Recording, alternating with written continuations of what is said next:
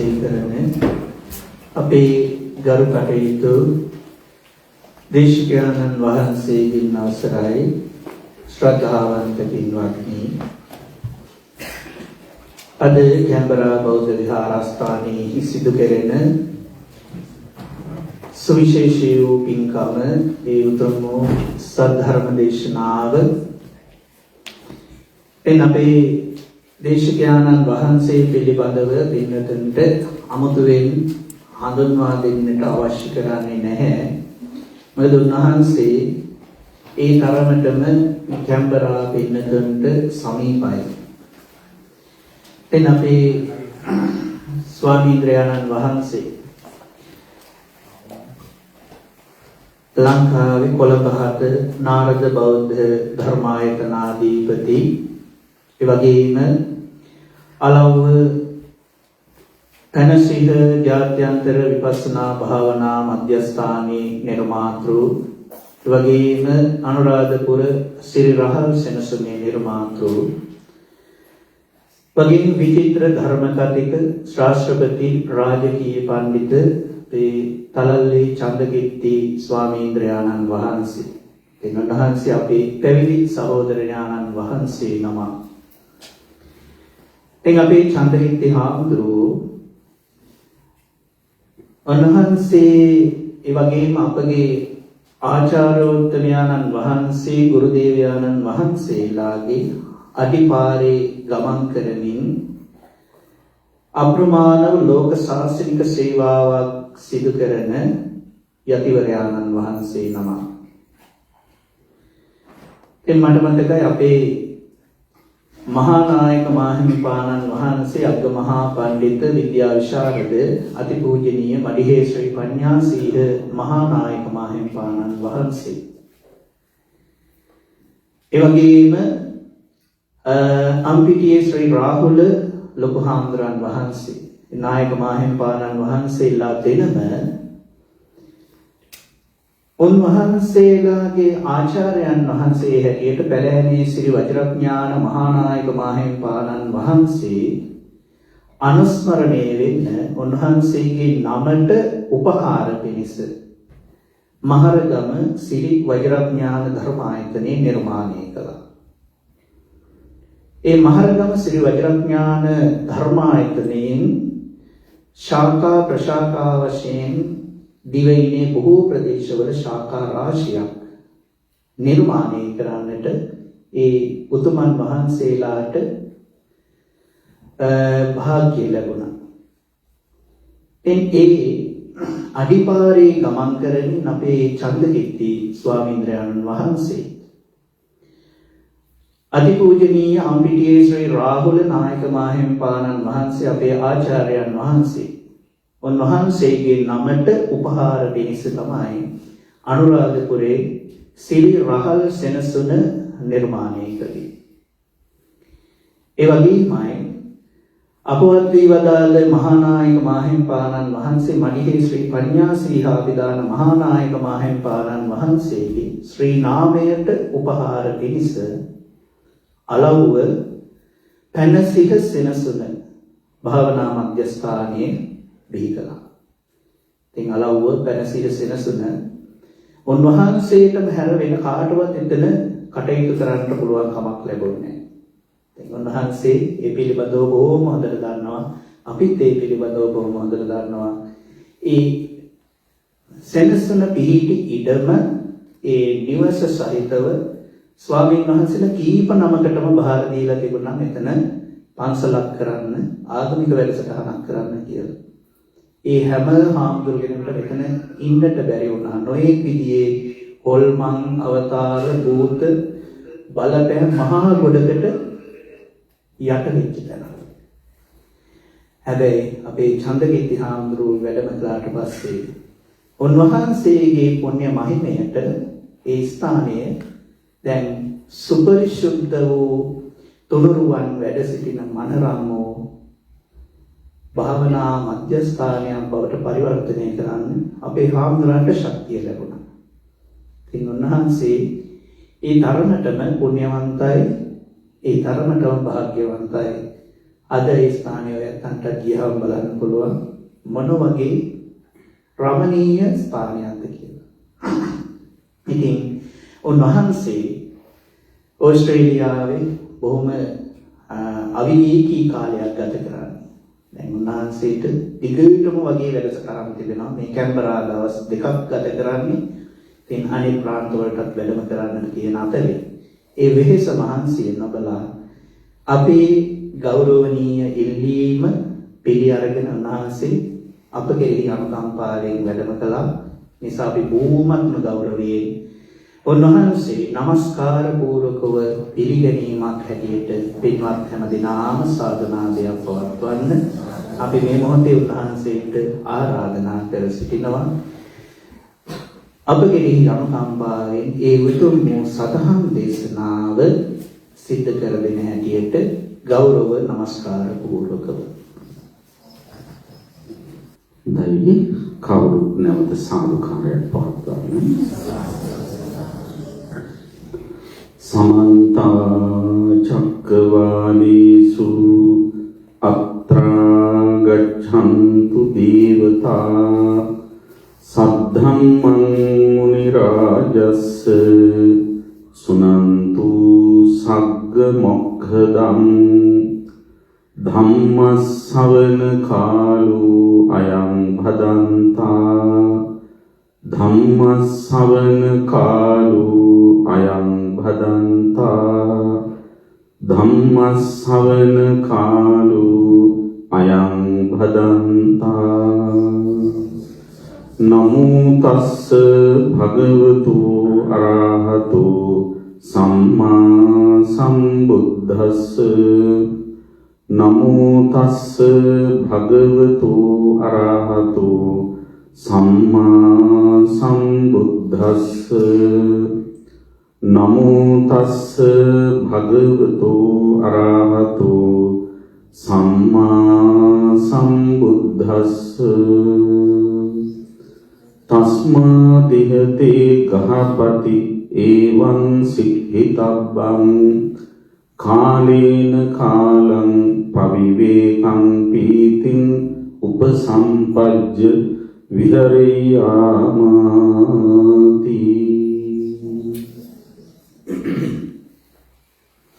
ඔස්ට්‍රේලියාවේ Canberra නුවර ශ්‍රී ලංකා බෞද්ධ විහාරයේහි විහාරාධිපති අපේ පැවිදි සහෝදර පූජනීය කොටබල උපාලි ස්වාමීන්ද්‍රයන් වහන්සේ එවැගේම අපේ සෝරත හාමුදුරුවෝ ඉන්සුමන හාමුදුරුවෝ ධම්පාල හාමුදුරුවෝ ඇතුළු ගරු කටයුතු මහා සංඝ රත්නයන් අවසරයි ශ්‍රද්ධා සම්පන්න කාරුණික පින්වත්නි. දැන් හැමදෙනාම සූදානම් වන්නේ ධර්ම ශ්‍රවණය කරන්න. අපි හැම වතාවකම වගේ ඔස්ට්‍රේලියාවට වැඩම කරනකොට නොවරදවාම වැඩම කරන ස්ථානයක් තමයි කැන්බරා ශ්‍රී ලංකා බෞද්ධ විහාරය කියන්නේ. ඉතාම දීර්ඝ කාලයක පටන් අපි මෙලෙසින් මෙම විහාරස්ථානයට වැඩම කරලා ධර්ම දේශනා පැවැත්වීම ආදී කටයුතු සිදු කරනු ලබනවා. විශේෂයෙන්ම අපි කුඩා කාලයේ පටන් ඉතාම සමීපව දන්න හඳුනන පේහාන් මුතුකුඩ මහත්මයා මහත්මනිය ඇතුළු පිරිසගේ එවැගේම කපිලහපාරච්චි මහත්මයා මහත්මිය ඇතුළු පිරිසගේ සම්බන්ධීකරණය අත අනිකුත් දායක දායිකා හැම දෙනාගේම ආරාධනාව සහයෝගය ඇතිව තමයි අපි මේ වැඩම කිරීම සිදු කරන්නේ. ඉතින් මෙවරත් එහිම වැඩම කරපු අවස්ථාවක තමයි අද දවසේ මේ සන්ධ්‍යායාමී ධර්ම දේශනාවත් හෙට සන්ධ්‍යා කාලේ භාවනා වැඩසටහන ධර්ම දේශනාවත් මෙලෙසින් මේ විහාරස්ථානය කේන්ද්‍ර කරගෙන යොදාගෙන තිබෙනවා. ඉතින් අපි බොහෝම සතුටටපත් වෙනවා යලිත් වතාවක් මෙලෙසින් ඔබ අමතා ධර්මදේශනා සිදු කරන්න අවකාශ සැලසීම ගැන. අද ධර්මදේශනාව සඳහා මා ඔබට කියලා දෙන්න බලාපොරොත්තු වන්නේ ඊටාම සුවිශේෂ මාතෘකාවක් ඔස්සේ වන දේශනාවක්. මෙතන ඉන්න ලොකු කුඩා ඔබ අපි හැමෝම ගිහි පැවිදි භේදයකින් තොරව කැමති වෙන දෙයක් තියෙනවා. කියන්න බලන්න ගන්නවා. ලොකු කුඩා ගිහි පැවිදි හැම දෙනාම සමහර වෙලාවට මිනිස්සු විතරක් නෙවෙයි තිරිසන් සත්තු පවා මොකටද කැමති? ජීවත් වෙන්න කැමති නේද? ජීවත් වෙන්න කැමති නම් අකමැති මොකටද? මැරෙන්න අකමැති නේද? කවදා හරි දවසක මරණ අපි දැම්ම මැරෙන්න කැමති නැහැ කවුරුත්. ඒක තමයි සාමාන්‍ය ස්වභාවය. ඒතර ජීවත් වෙන්න කොහොම ජීවත් වෙන්නද කැමති? සතුටින් ජීවත් වෙන්න. ආඳාඳා වැළපෙමින් පසුතැවිලි වෙමින් ජීවත් වෙන්න අපි කවුරුත් කැමති නැහැ. අපි හැමෝම කැමති සතුටින් ජීවත් වෙන්න. කවුරු හරි අහුවොත් ඔබෙන් ඔබ සතුටෙන්ද කියලා මොන වගේ උත්තරයක් දෙයිද? කෙනෙක් කියයි ඔව් මම සතුටින්. සමහරු කියයි හිතන තරම් සතුටක් නැහැ. ඔය කොහොම හරි කල්ලු කරගෙන යනවා කියයි. නේද? ඇයි සතුට කියලා නෝර කියයි? මං කැමති විදිහට මේ රටට එන්න ලැබුණා. මං කැමති අධ්‍යාපනයක් ලැබුණා. මං කැමති රැකී ආරක්ෂා හොයාගත්තා. මං කැමති නෝන කෙනෙක් ලැබුණා. මහත්තයෙක් ලැබුණා. නේද? මං කැමති විදිහට දරුවෝ ලැබෙනවා. මං කැමති විදිහට ගෙවල් හදාගෙන තියෙනවා. ඉතින් මට සතුටුයි කියලා කෙනෙක් කියයි. ඔව් ඒ භෞතික ලෞකික කාරණා මුල් කරගෙන ඔබ ලබන සතුට. ඔය කියන සතුටට අමතරව අපි හැමදිනාටම තිබිය යුතු ප්‍රධාන සතුටක් තියෙනවා. ඒ ආධ්‍යාත්මික සතුටයි. ආධ්‍යාත්මිකව ඇති කරගන්න සතුට ඔබට ලැබෙන්න නම් ඔබ මොකද කරන්න ඕන? බුදුහාමුදුරුවෝ අපිට දේශනා කරනවා ආධ්‍යාත්මික වශයෙන් කෙනෙක් සතුටු වෙන්න නම් එයා ජීවත් වෙන්න ඕන වර්තමානයේ තුල. මේ ලෝකේ ජීවත් වෙන ගොඩාක් අය එක්ක ඉක්ුත්ව ගිය අතීතයේ ජීවත් වෙන අය. එහෙම නැත්නම් නොපැමිණි අනාගතයේ ජීවත් වෙන අය.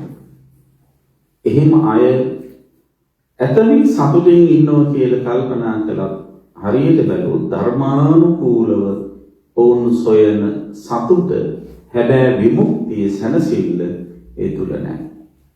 නියම සතුට භුක්ති විඳින කෙනා හැමතිස්සෙම හිත වර්තමානයේ පිහිටුවාගෙනයි ජීවත් වෙන්නේ. ආන්නේ කටයුතු කරන්නේ කොහොමද කියන එක විස්තර කරලා දෙමින් මම ඔබට අද මේ දේශනාව කරා.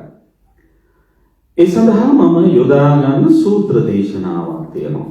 ඒ සූත්‍රයේ තියෙන්නේ අංගුත්තර නිකායේ පංචක නිපාතේ. සූත්‍රයේ නම පීති සූත්‍රය. බුදුරජාණන් වහන්සේ සවැත් නුවර ජේතවනාරාමේ වැඩ ඉන්නකොට දේශනා කළේ. දැන් හොඳට මතකයෙන් බණහන්න ඕන මම කියනවා මහානෝ මොනවද කියලා. ඒකට උත්තර දෙන්න සූදානම් වෙන්න ඕන. පීති සූත්‍රය බුදුහාමුදුරුවෝ දේශනා කළේ සවැත් නුවර ජේතවනාරාමේ වැඩ ඉන්නකොට. දවසක් බුදුහාමුදුරුවෝ දේවරම් මහ වේහෙලේ වැඩ ඉන්න වෙලාවක උන්වහන්සේ දකින්නවා අනිල් පිළිසිතුමා යාළු 500ක් එක්ක ජේතවනාරාමයට ඇවිල්ලා ජේතවනාරාමේ වටේ සැරිසරනවා. ඒ වෙනද නම් අනිල් පිළිසිතුමා ජේතවනාරාමයට ආවහම කෙලින්ම ඉන්නේ බුදුහාමුදුරුවෝ හම්බ වෙනවා. බුදුහාමුදුරුවෝ හම්බ වෙලා උන්වහන්සේට වැඳ නමස්කාර කරලා ඊට පස්සේ ආනන්ද හාමුදුරුවෝ ගාවට යනවා. ආනන්ද හාමුදුරුවෝ ගාවට ගිහිල්ලා අහනවා බුදුහාමුදුරන්ට මොනවද මේ දවසේ තියෙන අඩුපාඩු විශේෂ අවශ්‍යතා මොනවද කියලා. බුදු උපස්ථායක හාමුදුරුවනේ ඉඳ විමසලා ඒවා සම්පූර්ණ කරලා දීලා අනේ පිළිසෙතුමාට තියෙන දහම් ගැටලු ප්‍රශ්න එතුමා අහන්න යන්නේ කාගේද? සාරිපුත්ත මහරහතන් වහන්සේගේ. ඇයි? අනේ පිළිසෙතුමා දන්නවා බුදුහාමුදුරුවෝ කොච්චර වෙහෙසිලා මහන්සි වෙලා කටයුතු කරන කෙනෙක්ද කියලා. ඉතින් එහෙම කෙනෙක් දවසට පැය 3යි පිළිසෙත වෙන බුදුහාමුදුරුවෝ අනිත් කාලේ කොහොම ඇහැරෙන්නකින් ලෝක සත්වයා කෙරෙහි හිතානුකම්පාවෙන් වැඩ කරන බුදුහාමුදුරුවන්ට විවේකයක් තියෙන්න ඕන. මමත් ගිහිල්ලා ඒ ඇසේ ප්‍රශ්න අහන්න හොඳ නෑ කියලා කල්පනා කළා තමයි බුදුහාමුදුරන්ගෙන් ප්‍රශ්න අහන්නේ නැතුව ඒක සරියුත් හාමුදුරන්ගෙන් අහනවා. ඉතින් අනේ පිළිසිතුමා පෙන්වන්නේ එදා දවසේ බුදුහාමුදුරුවෝ වදින්න කෙලින්ම ආවේ නෑ. මොකද කලේ අර යාළුවොත් එක්ක දැන් ජේතවනාරාමේ තැනින් තැන ගිහිල්ලා සරමින් සක්මන් කරමින් එකෙක් වෙන්නවා. ඒකේ ජේතවනාරාමේ දැන් යාළුවෝ 500ක් එක්ක ආවම ඉතින් අනේ පිළිසිතුමා කියනවා ඇති නේද? මම තමයි මේ පන්සල හැදුවේ. මේක හදන්න ඉඩම ගන්නකොට සෑහෙන ෆයිට් එකක් දුන්නා. ජේත කුමාරයා මුලදී බෑම කිව්වා. ඉන්නේ නම දානවා කියලා තමයි මම යන්තම්. ඒක මාරගත්තේ. ඒක කියන දැන් විස්තර කියනවා. මේ තියෙන්නේ මේ බුදු මේ සරියුත් හාමුදුරුවෝ ඉන්න කුටිය මේ කුටිය තමයි ආනන්ද හාමුදුරුවෝ ඉන්නේ නේද? ඒ විදිහ විස්තර කියනවා. දැන් ඔය තුම පන්සලට ආවම කියන්නේ කැමති ඉන්නේ නේද? මෙහි කොහමද ලංකාවේ නම් සමහරව කියනවා මේ තියෙන පන්සලේ මේ පුටුව පූජා කළේ මම. මේ බුදු පිළිමේ අපේ තාත්තා පූජා කරපු එක. අර පෑන්නේ පූජා කරේත් අපේ නෑන්දා බොරුනම් බලන්න හැරගෙන නවත්තලා කටුවේ නම ගාලා තියෙනවා. නේද? මේ විදිහට සාමාන්‍යයෙන් ඔය විස්තර කියන්න ආසයි. යාළුවෝම හම්බුණා නේද? ඉතින් අනේ පිළිසිතුමා කියන්නේ සෝවාන් චෙක්කේ කාමකාරක පිටික තියෙනවනේ. ඉතින් ඒකට කැමති. ඉතින් මේ විදිහට විස්තර කිය ඇවිල්ලා අන්තිමේදී බුදුහාමුදුරුවෝ බහැ දකින්නවා. ඒතර බුදුහාමුදුරුවෝ දන්නවා දැන් මේ යාළුවන්ට පන්සල දෙන්නල ලොකු සතුටකින් උන්මාදයකින් ඉන්නවා කියලා දැනගෙන අනේ පිළිසිතුමා බුදුහාමුදුරුවෝ මොකද කළේ? අනේ පිළිසිතුමාගේ ඒ ක්‍රියාව ගැන මොනවද කියන්නේ නැතුව යාළුවෝ 500 ඉස්සරහම හරියට සිටුතුමා වර්ණනා කළා. සිටුතුමනි ඔබතුමා වික්ෂූන් වහන්සේලාට හරියට අනුග්‍රහ කරන කෙනෙක්. ඔය සූත්‍ර දේශනාවල එහෙම සඳහන් වෙනවා අනේ පිළිසිටුමාගේ විශාකා මහෝපාසිකාවගේ ගෙදර ස්වභාවය කොහොමද කියන්නේ? පඤ්ඤත්තානී වාසනානි හොන්තේ. ඒ ගෙදර හැමතිස්සෙම ආසන පනවලු තියෙන්නේ. ආසන පනවම කියන්නේ මොකක්ද? හාමුදුරු කෙනෙක් වැඩියාම සාමාන්‍ය පුටුවල වාඩි වෙන්න දෙන්නේ නැහැ. සුදු ඇතිරිල්ලක් දාලා ඉවර වෙලා වාඩි වෙන්න සුදුසු විදිහට හදනවා. අන්න ඒක තමයි අසුන් පනවනවා කියලා කියන්නේ. ඉතින් අනේ පිළිසිතුමාගේ ගෙදරට මහාමුදුරු රුදේ දානෙටත් වටිනවා, දවල් දානෙටත් වටිනවා, හවස ගිලම්පසටත් වටිනවා. කොයි වෙලාවෙ හාමුදුරු වෙනවද කියලා කියන්න බෑ. ඒ නිසා හැමතිස්සෙම ඇතිරිලි දාලා සූදානම් කරලු තියෙනවා. අන්න එහෙම ගිවා. දැන් බලන්න හදීසි වතුර නැත්තම් ගෙදර හාමුදුරු කෙනෙක් වැඩියොත් සුදු ඇතිරිල්ලක් හොයාගන්න විනාඩි 15ක් 20ක් යනවා. නේද? මට හොඳට කතාවක් මතකයි මේ මාන විතර කියන කතාවක්. මම අඳුරන හයිකෝට් ජජ් කෙනෙක් හිටියා ඇඹිලි පිටියේ. ඉතින් මම දවසක් එතුමාගේ නිල නිවාසෙට ගිහපු වෙලාවක එතුමා මට කතා කළා ගාමිණී ස්වාමීන් වහන්සේ සුදු ඇතිරිල්ලක් හොයාගෙන ඉන්න පොඩ්ඩක් වැඩ ඉන්න කියලා මම සාලේ ඉඳවලා එතුමා ගියා කාමරය ඇතුළට ඇතිරිල්ල හොයාගෙන. දැන් විනාඩි 10ක් පිටගෙන ඉන්නවා 15ක් පිටගෙන ඉන්නවා මෙයා එන්නේ නැහැ. ඉතින් විනාඩි 20ක විතර ඉඳලා මට ඇවිල්ලා අනේ ස්වාමීන් වහන්සේගේ පුරාම සුදු වෙතරිල්ලක් හොයාගෙන හෙව්වා හොයාගන්න බෑ කොහෙවත් නෑ. ඒ හින්දා බස් එකකට නැගගෙන හිතාගෙන වාඩි වෙන ස්වාමීන් වහන්සේ. බස් එක නැගලා ගොඩට ගියා. ඉතින් කෙසේ වෙතත් ඔන්න නෙවුණා. ඉතින් අනිල් පිටසිටුතුමාගේ නිවස නිතරම සංඝයා වහන්සේලාට කැප වෙච්ච තැනක්. ඉතින් මේ ඔක්කොම වර්ණනාව සිද්ධ කරලා බුදුරජාණන් වහන්සේ දේශනා කරනවා ඔබතුමා හරියට දන් දෙන කෙනෙක් නෙවෙයි හරියට පන්සලට උදව් කරන කෙනෙක් නෙවෙයි කියලා වර්ණනා කළා කියනවා මෙහෙම කතාවක්. මොකද්ද? නඛෝ ගහපති තාවතකේනේව තුට්ඨි කරණීය. හැබැයි ගෘහපතිතුමනි එපමණකින් නම් සෑහීමටපත් වෙන්න යන්න එපා කියලා කිව්වා. ආන්න බලන්න. කොපමණකින්ද? දැන් මේ අන්නේ පිළිසිතුමා කරපු මොනවද කිව්වේ? දන් දීපෝ ගැන කිව්වේ. දන් දීමෙන් පමණක් සෑහීමටපත් වෙන්න එපා. මේකෙන් කිසිසේත්ම අදහස් කරන්නේ දන් දෙන්න එපා කියන්නේ. දන් දිය යුතුමයි. අලමේව දානානි දාතුම් අලම් පුඤ්ඤානි කාතුම් කියලා බුදුහාමුදුරු ධර්මයේ දක්වලා තියෙන පින් කළ යුතුමයි දන් දිය යුතුමයි මේ සසර කෙලෙස් නිමා කිරීම සඳහා. හැබැයි දන් දීමෙන් විතරක් කවුරු හරි කෙනෙක් නිවන් දකින්න බලන් ඉන්නවනම් ඒක හරියන වැඩක් නෙවෙයි. ඒකයි බුදුහාමුදුරු දේශනා කළේ නඛෝ ගහපති තාවතකේනේව තුද්ධි කරණී.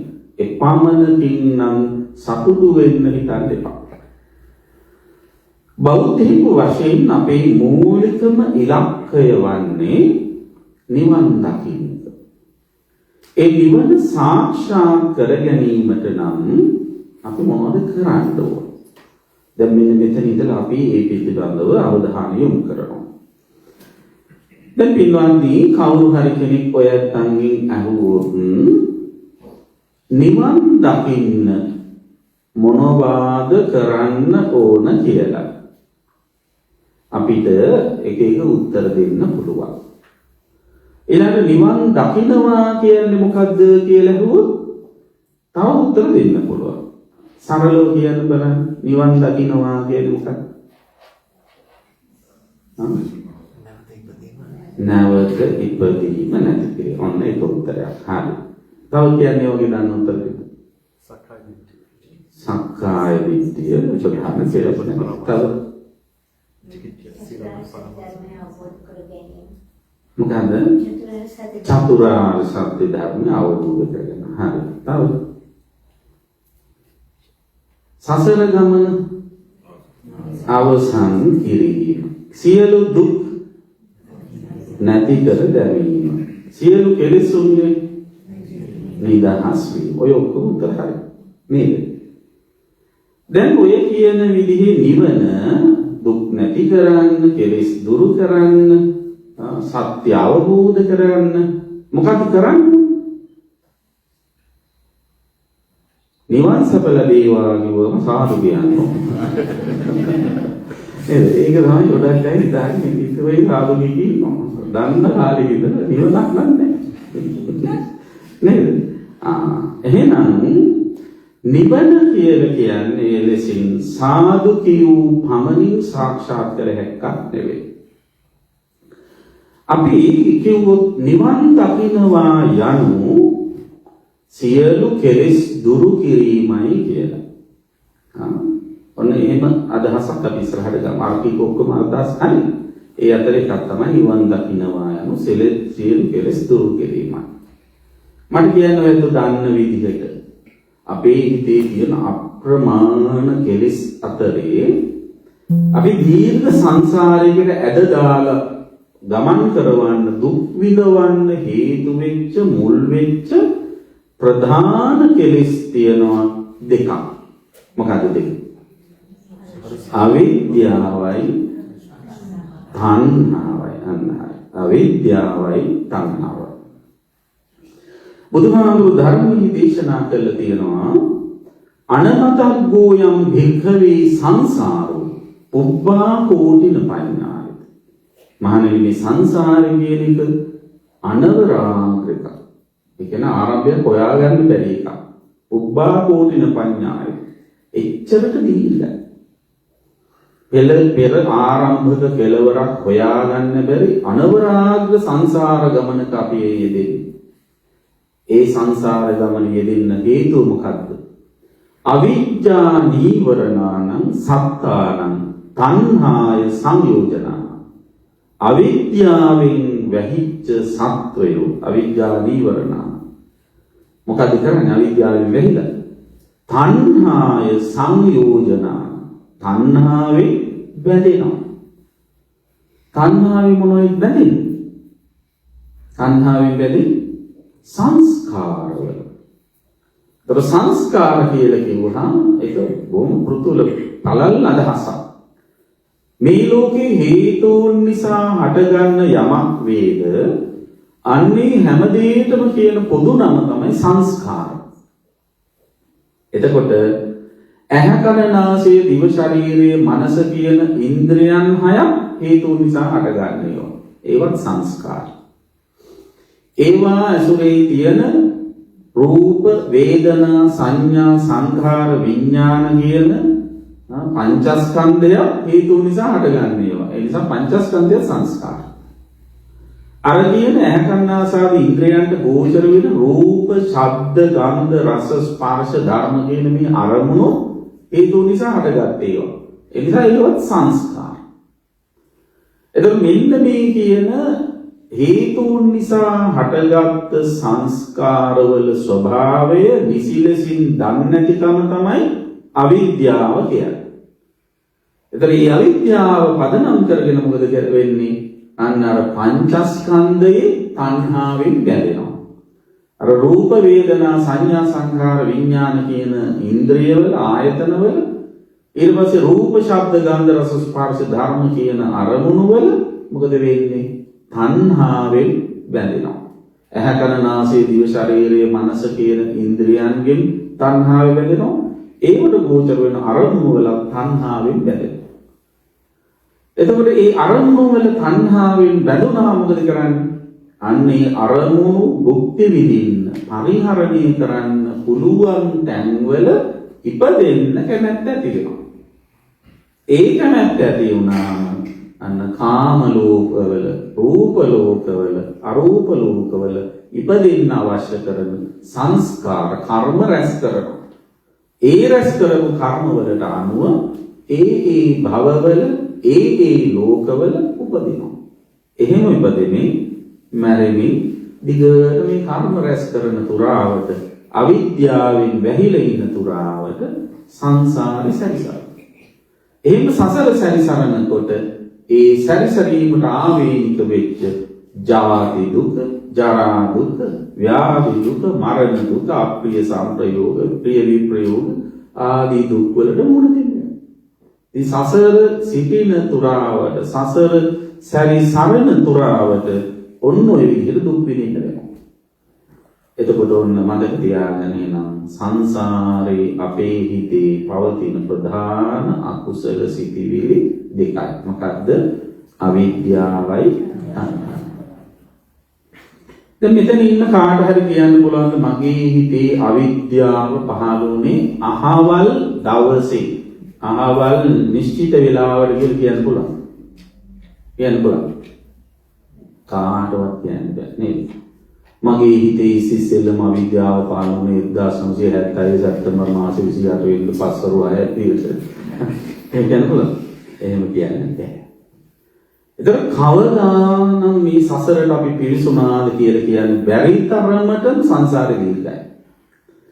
ඒතකොට එදා මේ දීර්ඝ ගමනක මේ සසර අපේ හිත තුළ මේ අවිද්‍යාව තණ්හාව පෝෂණය වෙවි යනවා. ඒතකොට පෝෂණය වෙන තරමට අපේ සසර ගමන දික් වෙනවා. දැන් හරියට කිව්වොත් අපේ හිතේ තණ්හාව ඉස්සෙල්ලම ඇති වෙනකොට අපි හිතමු පුංචි පැලයක් විදියට ඇති වුණා කියලා. තණ්හාවයි අවිද්‍යාවයි මේ අනවරාග සංසාර ගමනේදී දැන් තණ්හාව මොන වගේද තියෙන්නේ? පැලක නෑ. දැන් විශාල ගස් රූස්ස ගස්. තව තේරෙන විදිහට කියන්නද? මෙතන තණ්හා ගස්. නේද? අවිද්‍යා ගස් මමත් එහෙම තමයි. අපි ඔක්කොම ඒ වගේ මේ දීර්ඝ සංසාරේදී තණ්හාව අවිද්‍යාව පෝෂණය කරමින් අරමුණු වල ඇලෙමින් ගැටෙමින් ගමන් කරන අය. ඉතින් මෙන්න මේ කියන තණ්හාව නැමැති රූස්ස ගහ ඉවත් කරන තුරාවට අවිද්‍යාව නැමැති ගහ අයින් කරන තුරා අයින් කරන්නේ නැති තුරාවට අපි මොකද වෙන්නේ සසර සැරිසරන. දැන් මේක කොහොමද ගහක් වෙන්නේ? දැන් ගහක් වුණාම තියෙන ඕන මූලික කාරණා දෙක කියනවා. ගහක් මුල් තියෙන්න ඕන. ඊට පස්සේ කඳ තියෙන්න ඕන. ඊට පස්සේ අතු තියෙන්න ඕන. අතු කොළයි. නේද? මේ කියන ගහ නිර්මාණය වෙන්නේ මොකෙන්? අවිද්‍යාව නැමැති මුල් වලින්. තණ්හාව නැමැති කඳේ අන්න අතුරු කිලි විහිදිලා යනවා. එතකොට තණ්හාව කියන එක නියෝජනය කරන්නේ කඳයි අතුයි. අවිද්‍යාව නියෝජනය කරන්නේ මුල්. එතකොට දැන් විශාල රූස්ස ගහක් තියෙනවා. ඒ රූස්ස තණ්හා ගහ අපිට ලේසියෙන් අයින් කරන්න බැහැ. දැන් සාමාන්‍ය තුත්තිරි ගහක් අනගොල ගහක් වගේ ගලවල උගුල්ලන්න බෑනේ. ලොකු ගස් මට කියන්න බලන්න මහා රූස්ස ගහක් ගලවන්න අඩුතරමින් අපි අධිය ස්ටේජස් කීයක් භාවිතා කරනවා. පියවර කීයකින්ද මේ ගහ ඉවර කරන්නේ? අඩුතරමින් පියවර 3ක් ඕන. මොකද පියවර 3? එක ගහේ අතු කපන්න ඕන. දෙක කඳ කෑලි වලට කපන්න ඕන. 3 මුල ගලවන්න ඕන. දැන් කවුරු හරි අතුයි කඳයි අයින් කළ මුල තියලා තිබ්බොත් මොකද වෙන්නේ සමහර වෙලාවට? ආයි ලියලන්න පුළුවන්. බුදුහාමුදුරු දේශනා කරනවා යථාපි මූලේ අනුපද්දවේ දල්හි චින්නෝපි රුක්ඛෝ පුනරේව රෝහති. මහ විශාල ගහක් තියෙනවා මූල මොකද කිදා බහැටි පොළොව බදාගෙන ඉන්න උපද්‍රව රහිත මුල් තියෙන ගහ. ඒ ගහ චින්නෝපි උඩින් කැපුවල් මොකද වෙන්නේ? පුනරේව රෝහති නැවත ලියලනවා. ඒවම්පි තණ්හානුසය අනුහති. ඒ වගේ තණ්හාව නැමැති අනුසය කෙලෙස්. අනුසය කියන්නේ මොකද? යට ගැහිලා තියෙන කෙලෙස්. අනුහතේ. අනුහතේ කියන්නේ 1990 නේ. අනුහත කියන්නේ නූහත කියන්නේ මුලින් උගුල්ලල දැම්මේ නැත්තම්. නිබ්බත්තති දුක්ඛ විදං පුනප්පුනං. මේ දුක නැවත නැවත හට ගන්නවා කියලා බුදුහාමුදුරු දේශනා කළා. එහෙනම් මොකද කරන්නේ? මෙන්න මේ තණ්හා අවිද්‍යාව ප්‍රහාණය කරන්න ඕනේ. ඒක තමයි නිවන් දකින්න තියෙන ක්‍රමය. එතකොට මේ තණ්හාවයි අවිද්‍යාවයි ප්‍රහාණය කරන්න බුදුරජාණන් වහන්සේ අපිට දේශනා කරලා තියෙන ක්ලේශ ප්‍රහාණ ක්‍රම තියෙනවා කීයද? ක්ලේශ ප්‍රහාණ ක්‍රම 3ක් තියෙනවා. දන්නයි කියන්න බලන්න. ත්‍රිවිධ ක්ලේශ ප්‍රහාණ ක්‍රම මොනවද? පළවෙනි එකට කියනවා තදංග ප්‍රහාණ. දෙක මොකක්ද? වික්ඛම්බන ප්‍රහාණ. තුන සමුච්ඡේද ප්‍රහාණ. පස්සේ ආමද කියන්නේ තදංග වික්ඛම්බන සමුච්ඡේද. තදංග කියන්නේ මොකද්ද? තදංග කියන්නේ කෙලෙස් తాවකාලිකව යටපත් කරන අවස්ථාව. හරියට අර රූස්ස ගහේ අතු කපනවා වගේ වැඩක්. ඒතර අතු කැපුවට වැඩ ආයෙ ලියලන්න පුළුවන් නේ. කඳයි මුලයි තියෙනවනම්. එතකොට තදංග ප්‍රහාණය කරන්නේ කෙලෙස් හිතේ ඒ වෙලාවේ එළියට යන්න හදන කයින් වචනෙන් එළියට ක්‍රියාත්මක කරන්න හදන කෙලෙස් తాවකාලිකව පාලනය කරන ක්‍රමයක් තමයි තදංග ප්‍රහාණ කියන්නේ. ඒක හරියට උදාහරණයකින් කියනවා නම් මොනවද? රබර් බෝලයක් වතුර යට දාලා අල්ලන් ඉන්නවා වගේ. අතහැරී ගම මොකද වෙන්නේ? උඩට යනවා. අන්නේ තදංග ප්‍රහාණයෙන් පාලනය කරන්නේ වීතික්කම කෙලස්. වීතික්කම කියලා කියන්නේ හිතේ තියෙන කෙලස් කයින් වචන එළියට දාන අවස්ථාව. නරක දේවල් කියලා නරක දේවල් කරලා එළියට දාන අවස්ථාව අපි පාලනය කරන්නේ තදංග ප්‍රහාණය. එතකොට ඒකට මේ තදංග ප්‍රහාණයෙන් කෙලස් ප්‍රහාණය කරන්න භාවිතා කරන ක්‍රමවේද දෙකක් තියෙනවා. මොකද ක්‍රමවේද දෙක? එක දානය, දෙක සීලය. දැන් තදංග ප්‍රහාණයෙන් අපි නැති කරන්නේ තණ්හාව. මූලික අවිද්‍යාවයි තණ්හාවයි කියන දෙකෙන් තණ්හාව තමයි නැති. මොකද අවිද්‍යාව යට මුලනේ. දැන් අපි ගහ අයින් කරනවා උදේ අනුපිළිවෙලින් යන්න ඕන. ගහේ අතු කපන්න. අතු කපනවා කියන්නේ කයින් වචනෙන් එළියට යන කෙලෙස් පාලනය කරගන්න එක. ආන්නේ පාලනය කර ගැනීම සඳහා මූලිකව අපි කරන ක්‍රියාව තමයි සීල. සීලයෙන් කරන්නේ මොකද? සීල් සමාදන් වුණාට පස්සේ නරක දේවල් කියන්නේ කරන්නේ නේද? ආන්න බලන්න. එතකොට සීලයෙන් මේක පාලනය කරගෙන ඉන්නේ. මොකද සීලෙන් කරන පාලනය? සීලෙන් කරන්නේ ආශාව පාලනය කරන එක. දැන් ගොඩක් අය හිතන්නේ සීල් දීන සමාදන් වෙනනේ ආදරෝ දුන්නා අපි ගත්තා. නේද? ඊට පස්සේ අවසන් ඔබ දාලා යනවා එච්චරයි කියලා. හැබැයි උදේට ගෙදරින් ඇවිල්ලා සීල් ගන්නවා කියලා කියන්නේ මොකද? අතහැරීම. ඒ නිසා මම හැමතිස්සෙම අවධාරණය කරන එකක් තමයි සීල් සමාදන් වෙනව නම් අනිවාර්යයෙන්ම පන්සලට යන්න ඕන. ඇයි? ගොඩක් අය අගේට ගෙදර ඉඳන් සීල් ගන්න පුරුදු වෙලා ඉන්නවා. නේද? ඇයි ඉතින් මේ Zoom එකේනොයි මේ ඔක්කොම දැන් ලයිව් දෙන ඔන්ලයින් දෙනවනේ.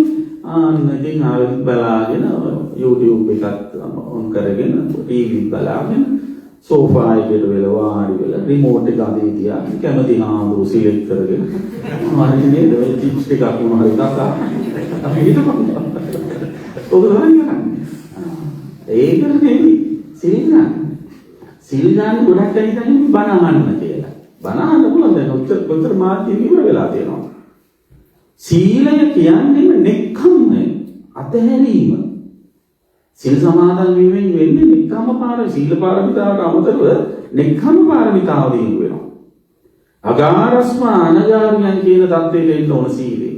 ගිහිගේ අතහැරලා එදා දවස ගිහිගෙන් වියුක්තව වෙන් වෙලා වාසය කරන්න පුරුදු වෙන්න ඕන.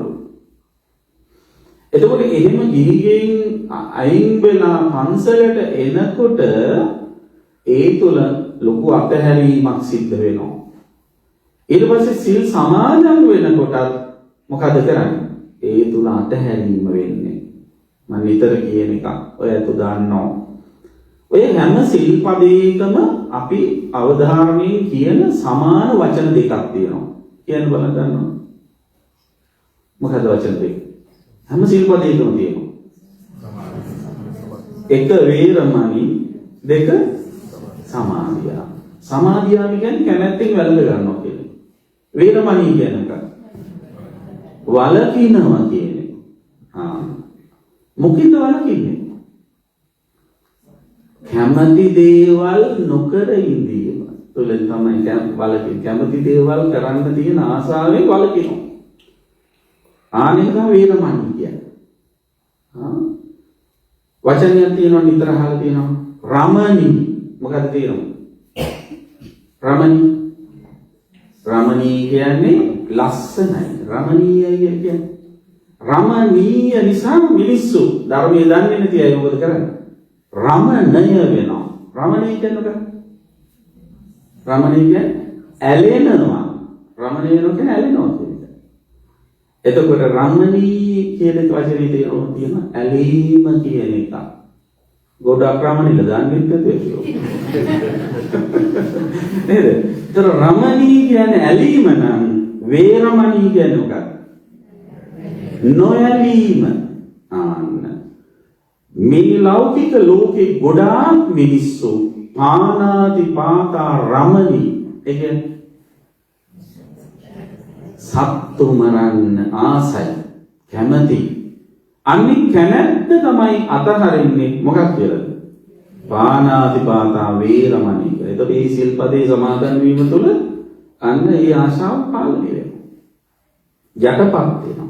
හරියට අර රබර් බෝලි වතුරෙන් දාලා අල්ලන් ඉන්නවා වගේ.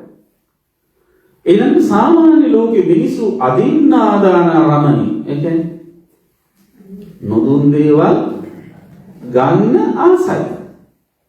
ඒ ආසාව අතරින් තමයි වේරමණී කියන්නේ. නොදුන් දේ ගන්න එක. ඒකට අයිතිකාරයෝ ඉන්නවද නැද්ද කියලා කතාවක් හදාලා නැහැ. වගේ දොර මතක තියාගන්න ඕනේ. Tamanට දීලා නැත්තම් යමක් ඒක ගැනීම වැරදක්. කොච්චරද කියනවනම් මහත්තයගේ ෂර්ට් එකේ සාක්කුවෙන් සල්ලි ගත්තොත් ක්‍රෙඩිට් කාඩ් එක හරි ගත්තොත් ඒකත් හොරකම. දැන් ගත්තේ මොකක්ද නැතිනේ. එතකොට ගොඩක් අය එහෙම වෙන්නේ කොහොමද? අනේ ප්‍රකෝප හිත තිබෙන්නේ මගේ හිත එහෙම තිබ්බේ නෑ.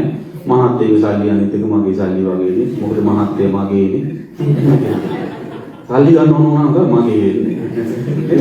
මතක තියාගන්න මහත්තය ඔබේ කිය හැකි. හැබැයි මහත්තය කියලා නැත්නම් සාපු සල්ලි දෙනවා කියලා ඒක අවශ්‍ය වෙලාවට ගන්න කියලා නිසි අවසරයක් දීලා නැතුව ගත්තොත් කියන්නේ නැතුව ඒක නොදුන් දේ ගැනීමක් අදින්නාදානයක්.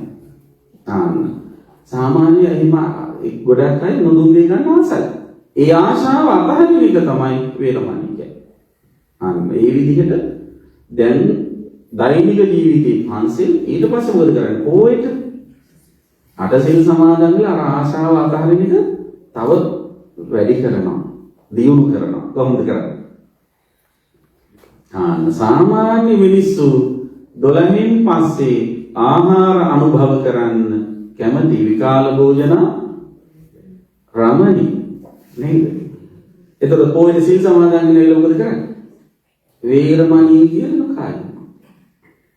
දැන් ඔය කින් කරන්නේ නැතර ආශාව පාලනය කරනවා. දැන් ඒ විකාල භෝජන වේරමණී සිල්පදේ සමාදන් වුණාට පස්සේ එතනින් පස්සේ 12න් පස්සේ ගන්න තියෙන ආශාව නැතර නැති වෙලා යනවා. නැති වෙනවා? නෑ. ඒ ආසාව නවත්තන්නේ කොච්චර වෙලාද? හවස පවාරණය කරනකම් විතරයි. බලන්නකෝ නිකම්මකට බලන්න වෙසක් පොයේ දවසේ සිල් වැඩසටහනක් කළා පවාරණය කළ දන්සලක් එහෙම දෙන්න. අද දවල් දානෙට අප්සෙට් අනේ ඉතින්. වැඩි එක ගන්න යන්නේ. ආන්න බලන්න යට කරගෙන හිටපු ආසාව උඩට එනවා. එතකොට මේ විකාල භෝජනයේ සිල්පදේ මොකද කළේ? ඒ ආශාව తాවකාලිකව යටපත් කළා. එතකොට පොයේ සිල් සමාදන් වෙනකොට ඇත්ත විශේෂයෙන් වෙන්න ඕන කොහොමද? ඔය මොනවාද කරා බුමාල වල දිව ගලවල ඉන්න ඕන. සමහර වෙලේ සර්වාභරණී සරසිල සිල් ගන්නවා. නේ ඒක වැරදි. එතකොට අන්න ඒ කියන්නේ ඒකට තියෙන ආශාව අතහරිනවා. මාලා ගන්ධ විලීපන ධාරණ මණ්ඩන විභූෂණ අටහන කියන්නේ. එතකොට ඒක අතහරින්න කොයි වෙලාවකද? හවස පවාරණය කරනකොට ගෙදර ගිහපු ගමන් කරාබු දාගන්න නැද්ද? ආයි අර ආශාව එනවා කන පාළු තියන්න ඔබ නැහැ කියලා. ඒක දාන්න බලන්න. එතකොට ඒකෙන් වෙන්නේ මොකද? සීලයෙන් අපි අර විශේෂයෙන්ම උපෝසත දවසේ ගන්න සීල් වලින් අර ආශාව පාලනය කරගෙන ඉඳලා ඒක ආයි උඩට එනවා. ඒකට කියන්නේ తాවකාලික යටපත් කිරීම. තදංග ප්‍රහාණ. සීලේ විතරක් නෙවෙයි දානෙන් වෙන්නේ ඒකයි. නේද? දන් දුන්නා කියලා දාන වස්තු වල තියෙන ආශාව නැත්තට නැති වෙනවා. නැත්තට නැති වෙන්නේ නැහැ. නැති වෙන්නේ කොයි වෙලාවද? නැති වෙන්නේ දන් දෙන වෙලාවේ විතරයි. නේද? දැන් ඔය දානවලදී හාමුදුරුවෝ බාත් ව්‍යංජන, කිරි පැණි, පළතුරු, අයිස්ක්‍රීම් ඒව දෙනවනේ. ඒව දුන්නා කියලා ඒ වාට තියෙන ආශාව නැතර නැති වෙලා යනවා. නෑ. සමහර වෙලාවට ඒ වෙලාවටත් ආසාව වෙනවා. දෙන වෙලාවට මම දැක්කම සමහර දානවල ගියාම නේද? දැන් හාමුදුරුවෝ අඩු කරන්න කියන කලින් බෙදෙන එක අඩු කරලා ඉවරයි. නේද? හන්දේ පුරවලාගෙන හොල්ලලා තමයි දෙන්නේ. උපාසකම්මලගේ තණ්හාව කරම හැන්දෙන් බලාගෙන මොන දානි කරලා ආමුදුරවල ගලන්නේ දුවරහකට කියලා දෙයක්. මේ කියන්නත් කලින් අනුබල්ලි කරා. නේද? හිතනවා විතර ඕනේ ආදි වශයෙන්. අන්න දන්නේ වෙලෙතුව තණ්හා සිදුවිල්ල එනවා.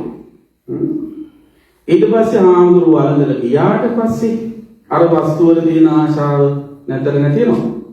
නෑ ඊට පස්සේ තමයි වළඳ ඉතුරු වෙච්ච එකතු කරන්නේ වෙන්නේ. ලංකාවේ නම් ඔය කිරි හට්ටිය ඉක්මනට ඇදයට දා ගන්නවා. මොකද කන්නේ කියලා නේද? අන්න බලන්න තණ්හාවට එනවා. එතකොට දානයෙනුයි සීලයෙනුයි කරන්නේ තණ්හාව తాවකාලිකව යටපත් කරගන්න. ඒකයි බුදුහාමුදුරුවෝ අනේ පිළිසිතුමාට කිව්වේ නකෝ ගහපති තාවතකේනේව තුට්ඨි කරණිය. මේ පිළිසිතුමා තරක් දන් දීපු කෙනෙක් නැති තරම් ලෝකයක්. ඒ එතුමාට කියනවා දන් දීමෙන් පමණ සෑහීමටපත් වෙන්න එපා. මොකද නිවන් දකින්න නම් තණ්හාව විතර తాවකාලිකයටපත් කරන්න බෑ. තණ්හාවේ බල සිඳලා ඒ තණ්හා විද්‍යාදික ප්‍රධාන කරගත්ත කෙලෙසුන්ගේ හිත නිදහස් කරගන්න ඕනේ. ඒ සඳහා මොකද කරන්න ඕනේ? ආන්නේ සඳහා කළ යුතු තව වැඩක් තියෙනවා. මොකක්ද ඒ? සමත භාවනා. දන් දෙන ගමනේම සිල් සමාදන් වෙන ගමනේම මොකද කරන්නේ? සමත භාවනාව පුරුදු කරන්න. එතකොට සමත භාවනාව කරනගෙන හරියට අර ගහේ කඳ කපනවා වගේ වෙනවා. දැන් මෙහි නම් කොහොමද දන්නේ? ලංකාවේ ඉන්න සමහරු අතු කපන්න කලින් කඳ කපලා දාන්න හදනවා. මුලින් උගුල්ලන්න. ඒ කියන්නේ දන් දෙන්නෙම නැහැ. සිල් ගන්නෙම නැහැ. භාවනාව තමයි ඔක්කොටම කලින් පුරුදු කරන්නේ. ඒක ප්‍රායෝගික නැහැ. ඒක ප්‍රැක්ටිකල් නැහැ. ඒ නිසා දන් දෙන ගමනේම සිල් සමාදන් වෙන ගමනේම මොකද කරන්න ඕන? සමත භාවනා පුරුදු කරන්න. සමත භාවනාවෙන් කරන්නේ මොකද්ද? තණ්හාවේ තියෙන ඝනත්වය අඩු කරනවා. හරියට අර ගහේ කඳේ කෑලි කෑලි තමලා අයින් කරනවා වගේ තණ්හාවේ ඝනත්වය අඩු කරනවා. කොහොමද අඩු කරන්නේ? ඝනත්වය අඩු කරන්නේ කොහොමද කියලා දැනගන්න නම් ඝනත්වය වැඩි වෙන්නේ කොහොමද කියලා දැනගන්න ඕනේ. කියන්නේ බලන්න තණ්හාව වැඩි වෙන්නේ කොහොමද කියලා? තණ්හාව වැඩි වෙන්නේ හිත තුළ අර අරමුණු ඔස්සේ තණ්හාව වැඩි දියුණු කර ගැනීම තුළ. දැන් මම කිව්වොත් ඇහැ කන නාසය දිව ශරීරේ මනස කියලා ඉන්ද්‍රියන් හයක් තියෙනවා. ඒ ඉන්ද්‍රියන් හයට ගෝචර වෙන අරමුණු තියෙනවා. මොනවාද? රූප, ශබ්ද, ගන්ධ, රස, ස්පර්ශ ආදී අරමුණු. ඒ අරමුණු මුල් කරගෙන හට ගන්නවා. මොනවද හටගන්නේ? තණ්හාව. ඒ අනුව තණ්හා කිය තියෙනවා. අරමුණු හය නම් තණ්හා හයයි. මොනවද තණ්හා කියන්නේ? රූප තණ්හා, ශබ්ද තණ්හා, ගන්ධ තණ්හා, රස තණ්හා, පොට්ටබ්බ තණ්හා, ධම්ම තණ්හා. ඔන්න තණ්හා හය. එතකොට අන්න ඒ තණ්හාව ඒ හය වැඩි වෙන්නේ කොහොමද? කවුරු හරි කෙනෙක් ඇහැට රූපයක් පෙනුනාම එයා ඒ රූපය ගැන ආසාව වැඩි වෙන විදිහට හිතන්න ගන්නවා. කනට ශබ්දයක් ඇහුනාම ඒ ශබ්දය ගැන ආශාව වැඩි වෙන විදිහට හිතන්න ගන්නවා. නායට ගඳක් සුවඳක් දැනුනාම ඒ ගඳ සුවඳ වැඩි වෙන ආශාව වැඩි වෙන විදිහට ඒ කියන්නේ ගඳ සුවඳ සම්බන්ධයෙන් ඒක හිතන්න ගන්නවා. එතකොට මේ විදිහට ඉන්ද්‍රයන්ට ගෝචර වෙන අරමුණු තණ්හාව වැඩි වෙන විදිහට හිතන්න ගන්න කියනවා. මොකද වෙන්නේ? අර හිතේ තියෙන තණ්හාව වැඩි වෙනවා. ඝනත්වය වැඩි වෙනවා. එහෙනම් මොකද කරන්න ඕන? අරමුණු හයක් පසුපස්සේ දිව යන හිත එක අරමුණක පිහිටවන්න ඕන. තණ්හාව ඇති නොවන කුසල අරමුණක පිහිටවන්න ඕන. අන්න ඒකට කියනවා මොකක් කියලාද? සමත භාවනාව කියලා. එතකොට මේ විදිහට තණ්හාව පාලනය කරගන්න හිත එක අරමුණක පිහිටවන්න උපකාර වෙන භාවනා කර්මස්ථාන බුදුහාමුදුරු දේශනා කළා තියෙනවා කියන්නේ 40. ඒ කියන සමසතලිස් කර්මස්ථාන කියලා.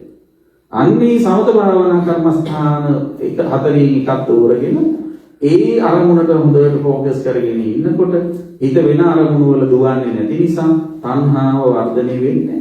තියෙන තණ්හාව තුනී වෙවි අඩු වෙවි යනවා. අර එක කුසල අරමුණක හිත තැන්පත් වෙන නිසා. ඒ නිසා ඔන්න තණ්හාවේ ඝනත්වය අඩු කරන්න නම් සමත භාවනාව පුරුදු කරන්න ඕන. දැන් ඔන්න ගහේ අතුත් කපල ඉවරයි, හඳත් කපල ඉවරයි. දැන් ඉතුරු වෙලා තියෙන්නේ මොකක්ද? මුල. මුල ගලවන්න නම් මොකද කරන්න ඕන? තණ්හාව ඇති වෙන්න හේතුව බලන්න ඕන. තණ්හාව ඇති වෙන්න හේතුව මොකද්ද? ආසන්න හේතුව තමයි තණ්හා ඇති වෙන්න හේතු දෙකක් තියෙනවා. ඒ අපි කියනවා මේ හේතු දෙකට දූර හේතුවයි අවිදූර හේතුවයි කියලා. අවිදූර කියන්නේ ළඟම හේතුව. දූර හේතුව කියන්නේ දුර හේතුව. ඒතර අවිදූර හේතුව මොකද තණ්හාව ඇති වෙන්නේ? වේදනාව. වේදනා පච්චය තණ්හා. වේදනාව කියන්නේ මොකක්ද? අරමුණු විඳින ස්වභාවය. ඇහෙන් රූප දකින්න මට්ටම තමයි වේදනාව. කනින් ශබ්ද අහන මට්ටම තමයි වේදනාව කියන්නේ. අන්න බලන්න. ඇහෙන් රූපය දැක්කේ නැත්නම් ඒ රූපේ මුල් කරගෙන රූප දන්න හැටි වෙන්නේ නැහැ. අන්න. ඇහෙන් රූප දකින්න කියන වේදනාව කියන්නේ ඒ රූපේ මුල් කරගෙන වේදනාවක් හටගත්තේ නැත්නම් රූප තණ්හාවක් ඉන්නේ නැහැ. එහෙනම් රූප තණ්හාවට අවිදූර හේතු ළඟ හේතුව තමයි මොකද්ද?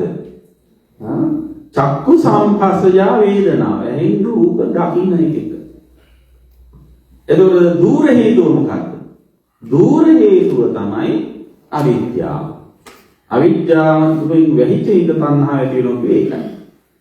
එතකොට අපිට අර අවිදූර හේතුව ඒවත් ළඟ හේතුව නවත්තන්න බැහැ. දැන් හිතන්න ඔයයන්ට ඇස් තියෙනවා නේද? ඔය ඇස් දෙක අරගෙන හිටියොත් රූප පේනවද නැද්ද? පේනවා. නේද? කැමති වුණා, අකමැති වුණා. දැන් බලන්න ඔය හැමෝම මන් දිහා බලාගෙන ඉන්නේ. මෙතෙන් තාවනම් කැමති වුණා, අකමැති වුණා මන් දිහා බලාගෙන ඉන්නවා. නේද? ඒ කියන්නේ මොකද්ද?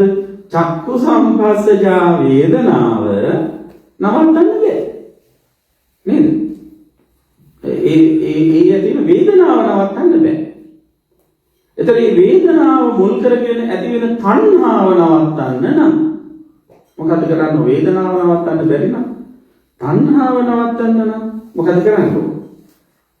තණ්හාවට මුල් වෙන අර දූර හේතුව, ඈත හේතුව අල්ල ගන්න ඕන. මොකද ඈත හේතුව? අවිද්‍යාව. අවිද්‍යාව කියන්නේ මොකක්ද? අවිද්‍යාව කියන්නේ සරලව කියු නොදන්නකම. මොකක්ද නොදන්නකම? සංස්කාරවල යථා ස්වභාවය නොදන්නකම. ගොඩක් අය චතුරාර්ය සත්‍ය නොදන්නකම කියලා අර පොතේ තියෙන විදිහට එහෙම කියනවා. නමුත් හරියට බැලුවොත් සංස්කාරවල යථා ස්වභාවය නොදන්නකම තමයි අවිද්‍යාව. එතකොට සංස්කාරවල තියෙන යථා ස්වභාවය ලක්ෂණ තුනකින් යුක්තයි. මොකද ලක්ෂණ තුන? ඒ තමයි අනිත්‍ය දුක්ඛ අනාත්ම ත්‍රිලක්ෂණ. එතකොට ත්‍රිලක්ෂණය සංස්කාරවල ත්‍රිලක්ෂණිය දකින්න කෙනා ඒවයි ඇලෙන්නේ නැහැ. මේවා මොහොතින් ඇති වෙලා නැති වෙලා යන අනිත්‍යයි. මේවා මට ඕන විදිහට පාලනය කරන්න බෑ අනත්තයි. ඒ වගේ දේවල් වලට මං තණ්හාවෙන් බැඳුනොත් මට අන්තිමට උරුම වෙන්නේ ඉදිරියේ දුක විතරයි කියලා අවබෝධ වුණා නම් විහිං දුකටපත් වෙන්න කැමති නෑ නවරුවා. එතකොට යාමද කරන්නේ අර මොහොතක් පාස ඇති වෙලා නැති වෙලා යන දේවල් වල තණ්හාවෙන් බැඳෙන්න තු ඉන්නවා. ආනික තමයි විද්‍යාව පහල කර ගන්නවා කියන්නේ. විද්‍යාව පහල කරගෙන අවිද්‍යාව දුරු වෙලා යනකොට මොකද වෙන්නේ? අවිද්‍යාව පදනම් කරගෙන හට ගන්න තණ්හාව මුලින්ම ගැලවිලා යනවා. අන්න තණ්හාවයි අවිද්‍යාවයි මුලින් ගිල්ලලා ගිය දවසට කියනවා සමුච්ඡේද ප්‍රහාණ කියලා. ඒ විදිහට හිතේ තියෙන කෙලෙස් සමුච්ඡේද ප්‍රහාණ කරන්න නම් මුලින් උගුල්ලන්න නම් මොකද කරන්නේ? විදර්ශනා භාවනාව කරන්න. එහෙනම් නිවන් දකින්න ඕන දැන් කළ යුතු කාරණා කියලා තියෙනවා හතරක් කියලා. නිවන් දකින්න සරලව කියොත් කෙලෙස් ප්‍රහාණය කරන්න ඕන. කෙලෙස් ප්‍රහාණය කරන අධියර තුනයි තදංග ප්‍රහාණ, වික්ඛම්බන ප්‍රහාණ, සමුච්ඡේද ප්‍රහාණ. ඒ කියන විදිහට කෙලෙස් ප්‍රහාණය කිරීම සඳහා අනුගමනය කළ යුතු පිළිවෙත් හතරයි. මොකද හතර? තදංග ප්‍රහාණය කරන්න දානයයි සීලයයි භාවිතා කරනවා. වික්ඛම්බන ප්‍රහාණය කරන්න මොකද කරන්නේ? සමත භාවනා පුරුදු කරනවා. සමුච්ඡේද ප්‍රහාණය කරන්න විදර්ශනා භාවනා කරනවා. අන්න එහෙම කළා තමයි කෙලෙස් දුරු කරගන්න පුළුවන්. ඒතර බුදුහාමුදුරුවෝ අනේ පිළිසිතුමාට කියනවා අන්නේ නිසා දානේ විදී ඉඳලා හරියන්නේ නැහැ. නේද? දැන් ගොඩක් අය එහෙම හිතන්නේ මං මාවුරුද්ද දෙලසරයක් දානේ දෙනවා, සලාක දානේ දෙනවා, දඹදිව වන්දනාවෙත් ගිහිල්ලා දෙනවා, අටපිරි 10 අද පිරි 10ක් විතර පූජා කරලා දෙනවා, කටින බින් අවුරුදු කරලා දෙනවා. නේද? නිවන් දකින්න ඕන තරම් දේවල් කරන් ඉන්නවා කියලා හිතාගෙන බොහොම ලඝු තැනකින් අල්ලගෙන හිතනවා. මේක වැරදි. නිවන් දකින්න කල යුතු බොහෝ දේ තියෙනවා.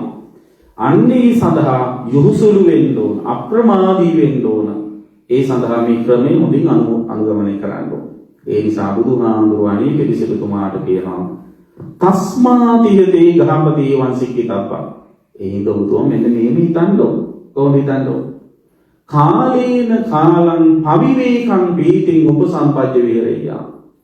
විටින් විට මගේ ජීවිතේ වෙලාවක් හොයාගෙන පවිවේක ප්‍රීතිය උපදවගෙන වාසය කරනවා කියලා. අන්න එතකොට විවේක ಜಾති දෙකක් තියෙනවා. මොකද්ද විවේක ಜಾති දෙක? කියන්න බලන්න. කාය විවේකයයි චිත්ත විවේකයයි. කාය විවේකය කියලා කියන්නේ කාය විවේක ගන්නවන එක. ඔය තුන්දී පාන්දර නැගිටලා රැ නිදා ගන්න කම්ම යන්ත්‍ර වගේ වැඩ කරද්දී ඔබට කිසියම් කායික විවේකයක් අවශ්‍යයි. ඒ වයින් විදිලා පොඩ්ඩක් ගිහිල්ලා විවේකීව ඉන්න එක ඉතාම හොඳයි. මම ඔස්ට්‍රේලියාවට ආවෙත් එහෙම කියලා හිතාගෙන නමුත් දෙකේට කමන්නේ මේ එතකොට කාය විවේකයේ කියන එක අතිශයින්ම වැදගත්. ඊට පස්සේ අවශ්‍ය කරන්නේ මොකක්ද? චිත්ත විවේකය. චිත්ත විවේකය කියන්නේ මොකක්ද? චිත්ත විවේක කියන්නේ හිත විවේක ගන්නවා. හිත අවිවේක වෙන්නේ කොහොමද? හිත අවිවේක වෙන්නේ කොහොමද? ඉන්ද්‍රයන් ඔස්සේ ඉන්ද්‍රයන්ට ගෝචර වෙන අරමුණු ඔස්සේ හිත දුවවන්න ගත්තාම හිත අවිවේකයි. ඈත තියෙන රූප ඔස්සේ ඒම අතීතයටයි අනාගතයටයි යොමු කනට ඇහිච්ච ශබ්ද ඔස්සේ අතීතයට අනාගතයට හැමතැනම ලෝකෙ වටේ යනවා. එතකොට මොකද? හිත අවිවේකයි.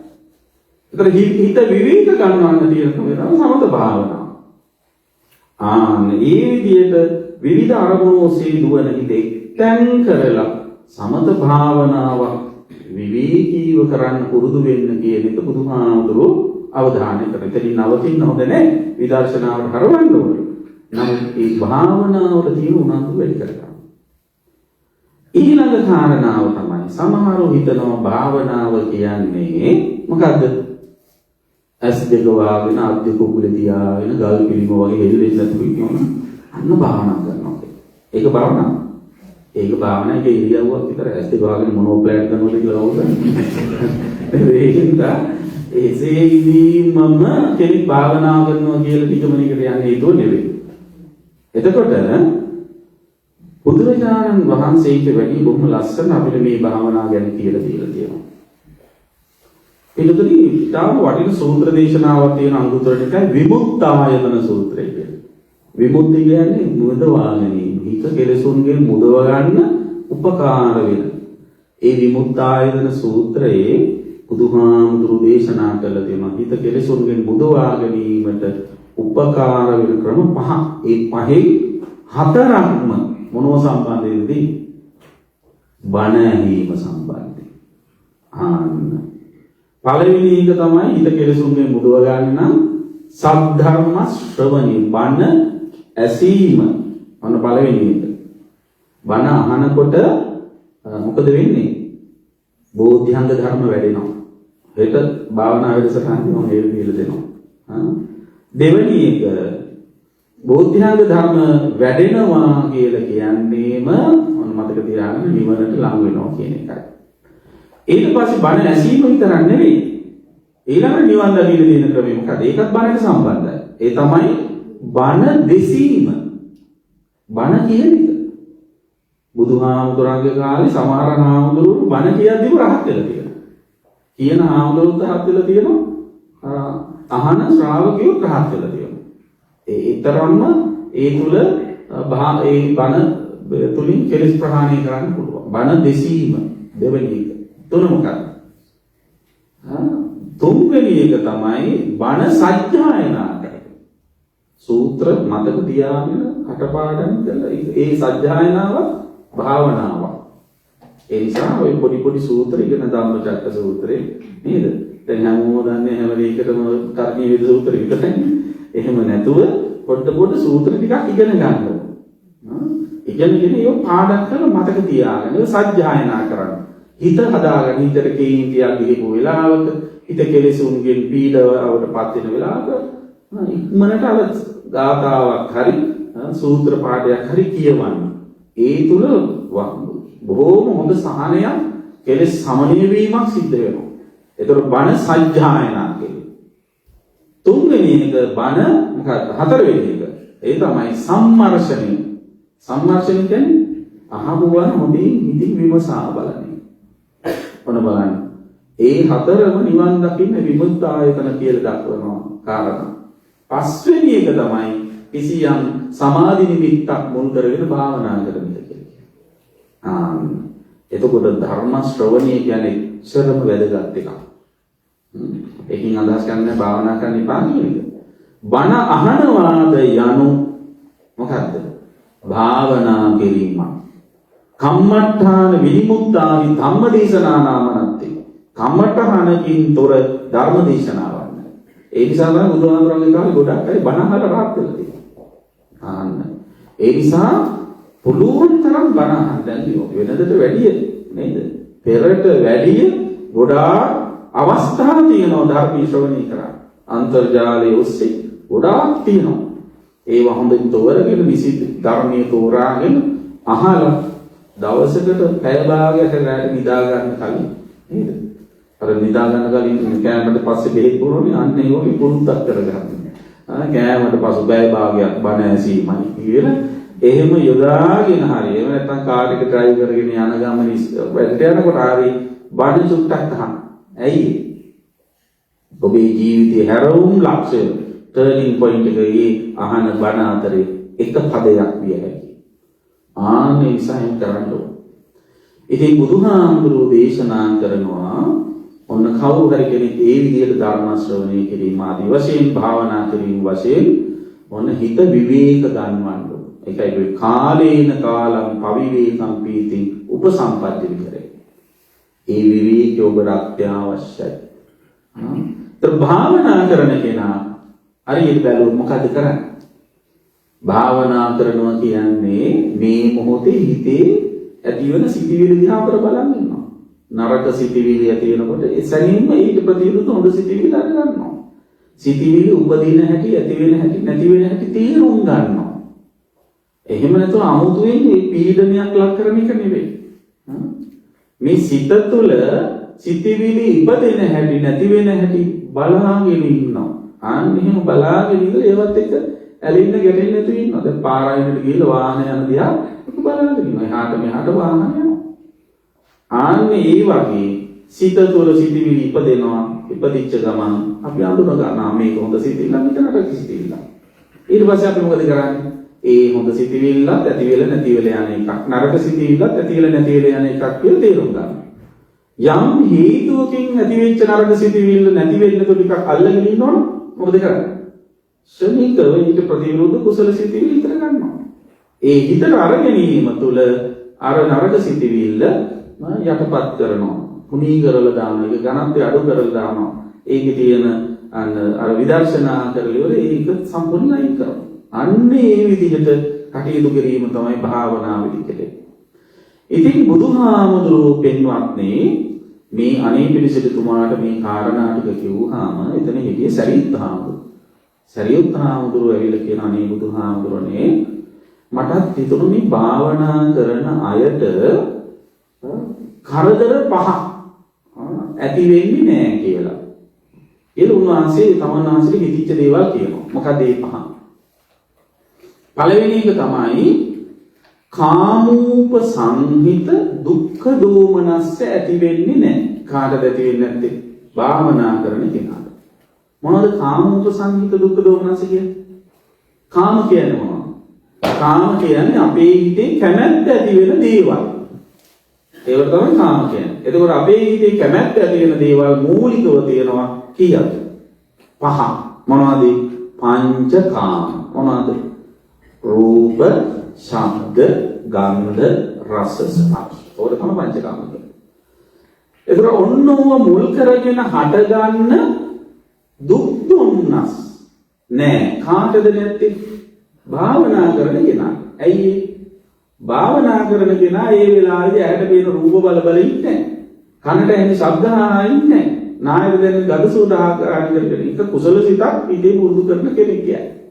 මෛත්‍රී භාවනාන බුද්ධානුස්සති භාවන මොකක් කරේ? හොඳ සිතේලක් අද. එතකොට අර කාමූප සංහිත දුක්ඛ දෝමනසයන් යාට යන්නේ. දැන් ඔය කියන කාමයන් මුල් කැමැති අරමුණු විඳින්න ගියාම ඒව ලබා ගන්න ගියාම වෙහෙසෙන්න වෙනවද නැද්ද? කාමූප සංහිත දුක්ඛ දෝමනස. දැන් කැමති රූප බලන්න ලේසියෙන්ම ලැබෙනවද? එහෙම ලේසියෙන් ලැබෙන්නේ නැහැ නේද? දැන් ඔය අත ජීවිත කාලේ කැමති රූප බලන්න කොච්චර දුක් විඳලා ඇද්ද නේද? මෙහෙදි නෙවෙයි එහෙදි බස් වලට ගානේ කොච්චර හරි තාම ආවේ නැහැ න්යාවේ නැහැ කියන නේද? කොච්චර බලන් ඉඳලා ඇද්ද? ඒක තමයි කාමෝප සංහිත දුක්ඛ දෝමනස නේද? නිදි මරාගෙන දුක් විඳලා ඇති සමහර කැමති දේවල් බලන්න අහන්න නේද?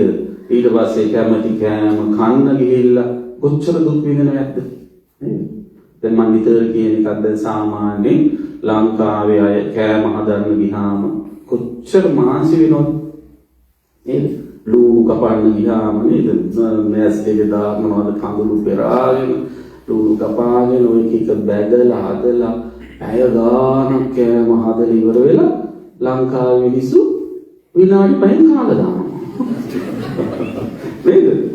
මේ මිනිස්සු සමහරට විනාඩි 5න් මදාගෙන පැය කාලක් ඉවර කරනවා. ඒක කොහොමද කමන්නේ? දැන් බලන්න ඔය රස විඳින්න ගිහිල්ලා දුක් විඳින්නේ නැද්ද? කාමෝප සංහිත දුක්ඛ දෝමනස්. අන්නේ වගේ දුක් නෑලු. කාටද නැත්තේ? විවේකීව භාවනා කරන අයට ඒ කියන්නේ කන්නතු ඉන්න කියන එක නෙවෙයි. ඒ කරන වෙලාවේදී අර කරන්න යනකොට ඇති වෙන පීඩාව, වේදනාව, දුක නැහැ. ආනික තමයි කාමෝප සංහිත දුක්ඛ දෝමනස්. ඊළඟ කාමෝප සංහිත සුඛ සෝමනස්සත් නැහැ. කාටද භාවනා කරන්නේ? කාම වස්තුන් තමන් කැමති අරමුණු වින්දනය කරන්න ලැබීම තුල දුක විතරනේ සතුටක් දැනෙනවා. මොහොතක සතුටක් ඇති වෙනවා. ආස්වාදයක් තියෙනවා හැම කාම වස්තුවකම. ආස්වාදයක් නැත්නම් කවුරුත් ඒවයි ඇලෙන්නේ නැහැ. ඒව හොයන්නේ නැහැ.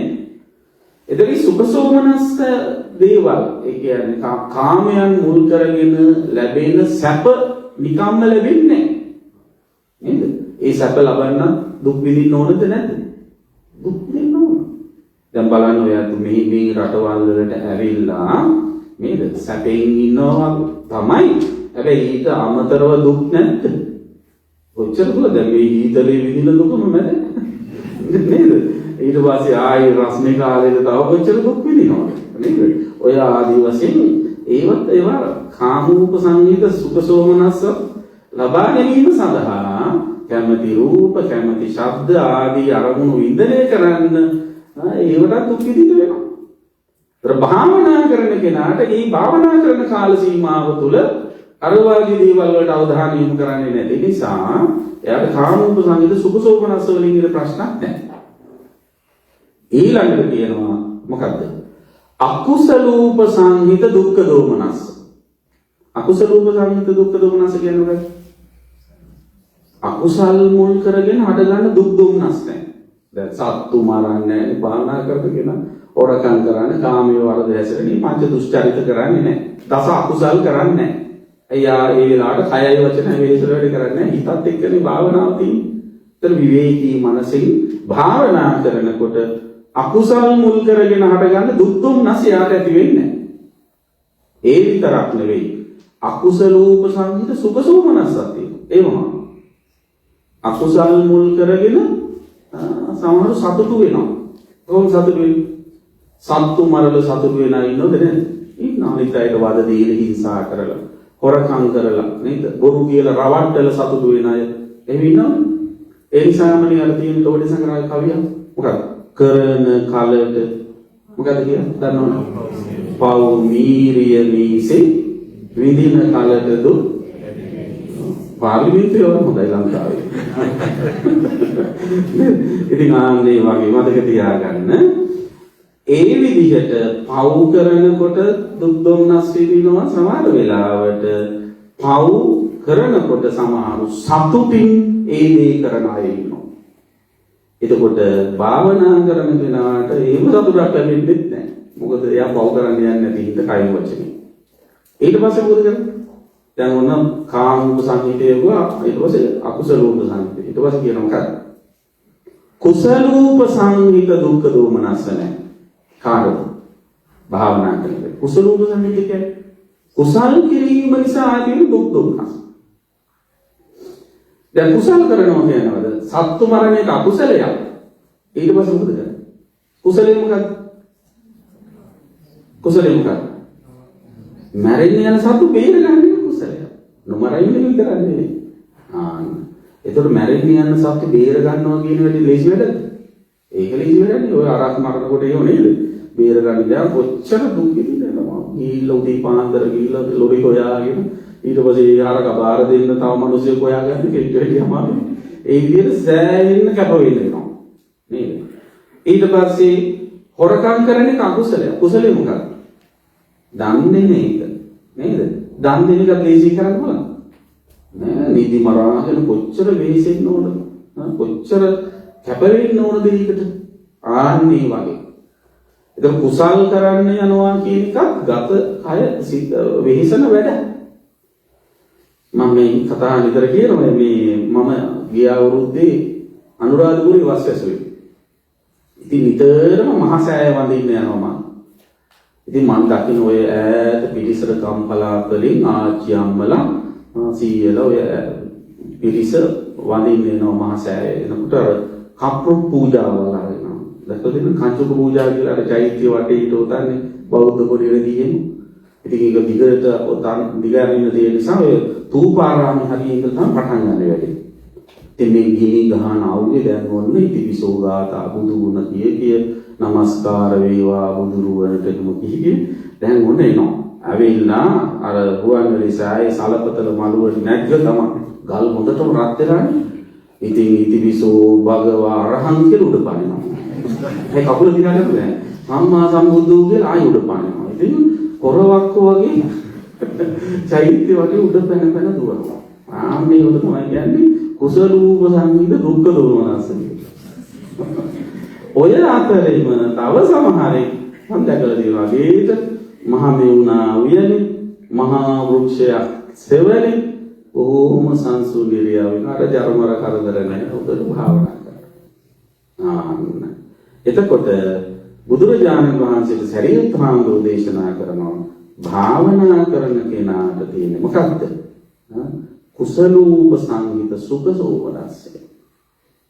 එයාට ඒතර පහක්ම නෑ නරක.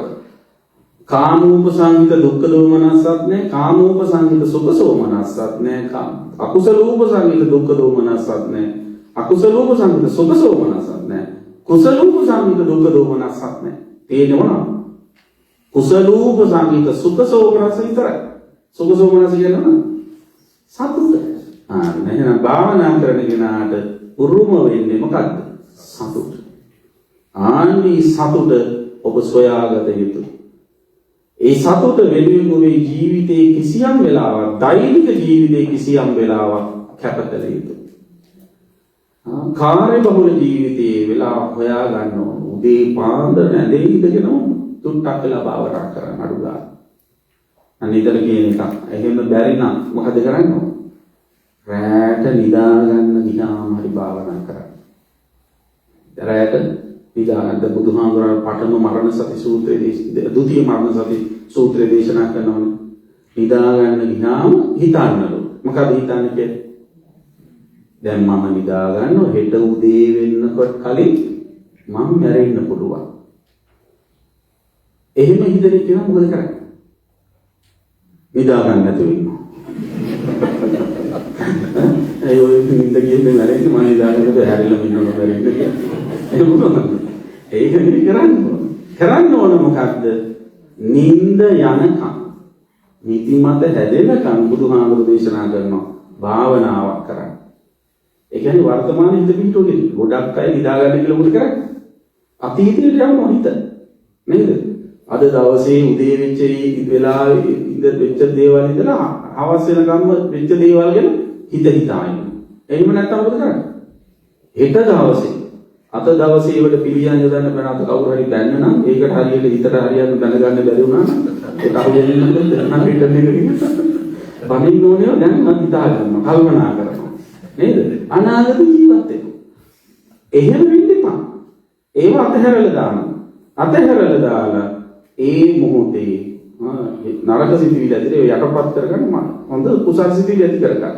භාවනාව වැඩි ඕනේ සරලම එකක් කියලා දෙන්නවා. ඉතිවිසෝ ගාතාව මුල ඉඳලා අගටයි අග ඉඳලා මුලටයි කියන පුරුදු වෙන්න. ඒක හොඳට බුදු ගුණයක් වැඩෙනවා සතියක් වැඩෙනවා. ඒක හොඳට පුරුදු කරන්න. ඒකෙම නිදියක්. ඒ නිසා අන්නේ වගේ භාවනාවක් පුරුදු වෙන්න. එහෙම කිව්වම සමහර මාත් එක්කම කියනවා අනේ ස්වාමීන් වහන්සේ වැඩ කරලා ඔක්කොම කරලා මහන්සියල ඇදට යන්නේ නිදා ගන්නනේ භාවනා කරන්න කියලා නිින්ද යන්නේ කන්නේ නැහැ. එහෙම වෙනවා. එහෙම වෙනවද? එහෙම වෙන්නේ නැහැ. සහතික කරලා කියන්නම්. ඔය අගේට භාවනා කරන්නම ගිහලා නිදා ගන්න ඕන තරම්. ඒ නිසා නිින්ද නොවන ප්‍රශ්නයක් නෑ. නිින්ද යනවා හොඳට. නිින්ද යනකම් භාවනා කරන්න. ඊට පස්සේ මොකද කරන්නේ? දැන් මේ භාවනා කරලා නිින්ද ගියා. නිින්ද ගිහිල්ලා පහුවෙන්ද ඇහැරෙලා බලනකොට හිතුවා වගේ මැරිලා නැහැ. එතන මොකද කරන්නේ? බහුව ඔන්න අර භාවනා මානසිකාරය. හැමතිස්සෙම භාවනා කරනවා කියන එක නෙවෙයි. එලර්ට් එකේ ඉන්න ඕනේ හැමතිස්සෙම. යම් හේතුවකින් අකුසලයක් ආපු ගමන් තේරුම් අරගන්න, සතියෙන් ඉන්න. ඒකට ප්‍රතිවිරුද්ධ කුසලයේ උපදවා ගන්න. ඒ අකුසල් සිටිවිලි වර්ධනය කිරීමෙන් වෙන හානිය බලන්න. ඒවා නැවත නැවත හිතට පැමිණීම තුළ පීඩාවටපත් වෙනවා නම් අරමුණ වෙනස් කරන්න, මාරු කරන්න.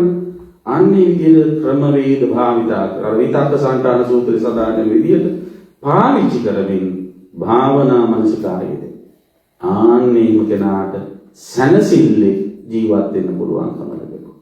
ඒතන තමයි හොඳම සතුට. ආන්නේ සතුට හොයාගන්න ඔබ අනිවාර්යයෙන්ම යොහුසුළු වෙන්න ඕන, උත්සාහවත් වෙන්න ඕන, කැප වෙන්න ඕන. ඉතින් මේ කරුණු ටික බුදුහාමුදුරුවෝ අර අනිත් පිළිසිතුමා ප්‍රධාන යාළු 500ට කිව්වහම එයා අතිශයින්ම සතුටටපත් වුණා කියලා සූත්‍ර අවසාන සඳහන් වෙනවා. ඒක තමයි බණ. දැන් රිවිෂන්. දැන් කියපු හොඳට අහන් හිටියද බලන්න බෑ. කියන්න බලන්න මම කියලා දුන්න සූත්‍රේ නම මොකක්ද? පීති සූත්‍රය. මොන පොතේද තියෙන්නේ? අංගුත්තර නිකායේ පංචක නිපාතේ. පීති සූත්‍රයේ මූලිකව කියන්නේ මොකක් ගැනද? හරියට දැන් මේ කියපු කාරණා ගැන අවධානය යොමු කරනවා. සාරාංශය ගත්තොත් භාවනාවේ තියෙන වැදගත්කම.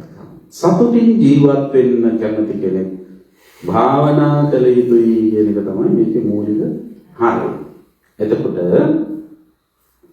මේ සූත්‍ර දේශනාවේදී මම මතක් කළා අපේ හිතේ ඇතිවන ප්‍රධාන කෙලෙස් කීයද? දෙකක්. මොනවාද දෙක? තණ්හාවයි අවිද්‍යාවයි. එතකොට මේ අවිද්‍යාව තණ්හා ප්‍රධාන කෙලෙස් ප්‍රහාණය කරන්න ක්‍රමවේද කීයක් කියවද? තුනක් කියවද? ත්‍රිවිධ ක්ලේශ ප්‍රහාණ ක්‍රම. මොනවාද තුන? තදංග ප්‍රහාණ, වික්ඛම්බන ප්‍රහාණ, සමුච්ඡේද ප්‍රහාණ. තදංග කියන්නේ මොකක්ද? තාවකාලිකව යටපත් කරනවා. එතකොට අපේ හිතේ තියෙන තණ්හාව తాවකාලිකව යටපත් කරන්න අපි පාවිච්චි කරන ක්‍රමවේද මොනවද? දානයයි සීලයයි. ඊළඟ දෙවෙනි ක්‍රේලස් ප්‍රහාණ ක්‍රමය මොකද්ද? වික්ඛම්බන. වික්ඛම්බන කියන්නේ ඝනත්වය අඩු කරනවා. කෙලෙස් වල ඝනත්වය අඩු කිරීම සඳහා අපි පාවිච්චි කරන ක්‍රමවේදය මොකක්ද? සමත භාවනාව. ඊළඟ තුන්වෙනි එක සමුච්ඡේද ප්‍රහාණ. සමුච්ඡේද ප්‍රහාණ කියන්නේ මොකක්ද? කෙලෙස් මුලින්ම මුල්වල දාන්නේ. ඒක කරන්න නම් මොකද කරන්න ඕනේ? විදර්ශනා භාවනාව. එතකොට ඒ විදර්ශනාව තුළ අවිද්‍යාව සහ මුලින්ම නැති වෙලා යනවා. එතකොට අරමුණු වලට තියෙන තණ්හාව නැති කරගන්න විදර්ශනාව තමයි කරන්නේ. මොකද අරමුණු කියලා කියන්නේ ලෝකෙටයි තියෙනවා. රූප, ශබ්ද, ගන්ධ, රස, ස්පර්ශ කියන ලෝකෙටයි තියෙන්නේ නේද? ඒවා අපිටයි තියෙන්නේ නැහැ. අපිටයි තියෙවනම් අපිට කරන්න පුළුවන්. මොනවද කරන්න පුළුවන්? දන් දෙන්න පුළුවන්. අපිටයි තියමක් නම් දන් දෙන්න පුළුවන්. හැබැයි රූප, ශබ්ද, ගන්ධ, රස, ස්පර්ශ ආදී අරමුණු එහෙම නැත්නම් රූප, වේදනා, සංඥා, සංඛාර, විඥාන ආදී මේ ස්කන්ධ දේවා අපටයි තියෙවල් නෙවෙයි. එතකොට ඒවා සම්බන්ධයෙන් වෙන තණ්හාව නැති කරගන්න මොකද කරන්නේ? ඒවට තියෙන කැමැත්ත අතහරින්න. ආනේක ඒක විදර්ශනා කරන්න කියන්නේ. එතකොට බාහිර රූප වලට තියෙන තණ්හාව දානෙන් නැති කරන්න බෑ. මම නිතර කියන එක දැන් ඔන්න හිතන්න. ඔයතු පාරේ යනකොට කවුරු හරි කෙනෙක් දකිනවා. ලස්සන කෙනෙක්. දැකලා යාට ආසාවක් ඇති වෙනවා. එක සැරේට මතක් කරන ආසාව හොඳ නැහැ. තණ්හාව නැති කර ගන්න ඕනේ කියලා. අහලා තියෙනවද තණ්හාව නැති කරන දන් දෙන්න ඕන. ඉතින් අර ළමයා ගාවට කියලා කියනවා මට ඔයාගේ ලොකු තණ්හාවක් තියෙනවා. මට ඔයාව දන් දෙන්න ඕන කාට හරි. අනුන්ගේ දන් දෙන්න පුළුවන්. සමහර නම් ඉන්නවා අගේ අනුන්ගේ තමන්ගේ වගේ දන් දෙන්න අය ඉන්නවා. නවපදක තියාගන්න. අනුන්ගේවා දන් දෙන්න බෑ. තමන්ගේ දන් දෙන්න පුළුවන්. අනුන්ගේ සම්බන්ධයෙන් අපිට තියෙන මොකක්ද? ඒවල දෙන්න කැමැත්ත අතහරින්න. චන්දරාගය අතහරින්න. ඒක අතහරින ක්‍රමය තමයි විදර්ශනා. ආන්න ඒ විදිහට විදර්ශනා කරන කෙනා හැමතිස්සෙම හිත දිහා බලාගෙන ඉන්නේ. එයා හිත දිහා හොඳින් බලාගෙන හිතේ උපදින මැරෙන සිටිවිලි තේරුම් අරගෙන ඒවායේ තණ්හා උපාදාන ඇති කරගන්නේ නැතුව ඉන්න වෑයම් කරනවා. ආන්න ඒ තුලින් විමුක්තිය සලස ගන්න අපි උත්සාහ කරන්න ඕන. ඒ නිසා මේ දුර්ලභව ලැබිච්ච භාග්‍ය සම්පන්න අවස්ථාවෙන් ප්‍රයෝජන අරගෙන ජීවිත සුඛිත මුදිත කරගන්න ඔබ හැමදෙනාම අදිෂ්ඨාන කරගන්නේ සඳහා මේ අනුශාසනාව උපකාරයක්ම වේවා කියලා ප්‍රාර්ථනා කරනවා. ආකාසට්ඨා ච බුම්මට්ඨා දේවා නාග මහිද්దికා පුඤ්ඤං තං අනුමෝදිत्वा චිරං රක්ඛන්තු ශාසනං චිරං රක්ඛන්තු දේශනං චිරං රක්ඛන්තු ත්වං සදා ධර්ම ශ්‍රවණානි සංසෙන් හැමදෙතුම් නිවන් සුව සැලසේවා. හොඳයි පින්වත්නි, අද මේ හැමදෙනාම එක්රාශී වෙලා කැන්බරා නුවර ශ්‍රී ලංකා බෞද්ධ විහාරයේ දායක සභාවේ පින්වතුන් සහ පන්සලට සම්බන්ධ පින්වතුන් හැමෝම සම්බන්ධ වෙලා අපේ නියෝජ්‍ය මහ කොමසාරිස්තුමා ඇතුළු පිරිසත් සම්බන්ධ වෙලා මේ වටිනා ධර්ම දානමය පින්කම මෙලෙසින් සිද්ධ කළේ අපේ කොටපරුපාල ස්වාමීන් වහන්සේ ඇතුළු ස්වාමීන් වහන්සේලාගේ ඒ පූර්ණ මෙහෙයවීම මත. ඉතින් අපි බොහෝම සතුටටපත් වෙනවා දැන් මේ විහාරස්ථානය ස්වාමීන් වහන්සේලාගෙන් පිරීලා තියෙනවා. මේ 4 නමක්ම වැඩ ඉනවා. කොච්චරද කිව්වොත් මටත් ඉන්න දැනක් නැති වුණා. ඉතින් අපේ මේ යහන් මල්ලි අපිට කවදාත් ආරාධනා කරලා ඒ සියලු කටයුතු සූදානම් කරලා ඉතාම සුවසේ පහසුවෙන් පන්සලේ ඉන්න වගේම අවශ්‍ය පරිසරය හදලා කටයුතු සූදානම් කරලා දුන්නා. ඉතින් හාමුදුරුවෝත් ඉතාම සතුටින් සමගියෙන් හොඳින් ඉන්න බව මට ඊයේ ගමනදී දෙයින්ම තේරුණා. ඒක හරියම අස්වැසිල්ලක් සතුටක්. ඉතින් උන්වහන්සේලා කරුණාවෙන් මෛත්‍රියෙන් නොවුනුන් කෙරෙහි හොඳින් කටයුතු කරන හැටි දැක්කාම අපිට විශාල ශාසනික වශයෙන් ලොකු ආශාවාදයක් ඇති වෙනවා.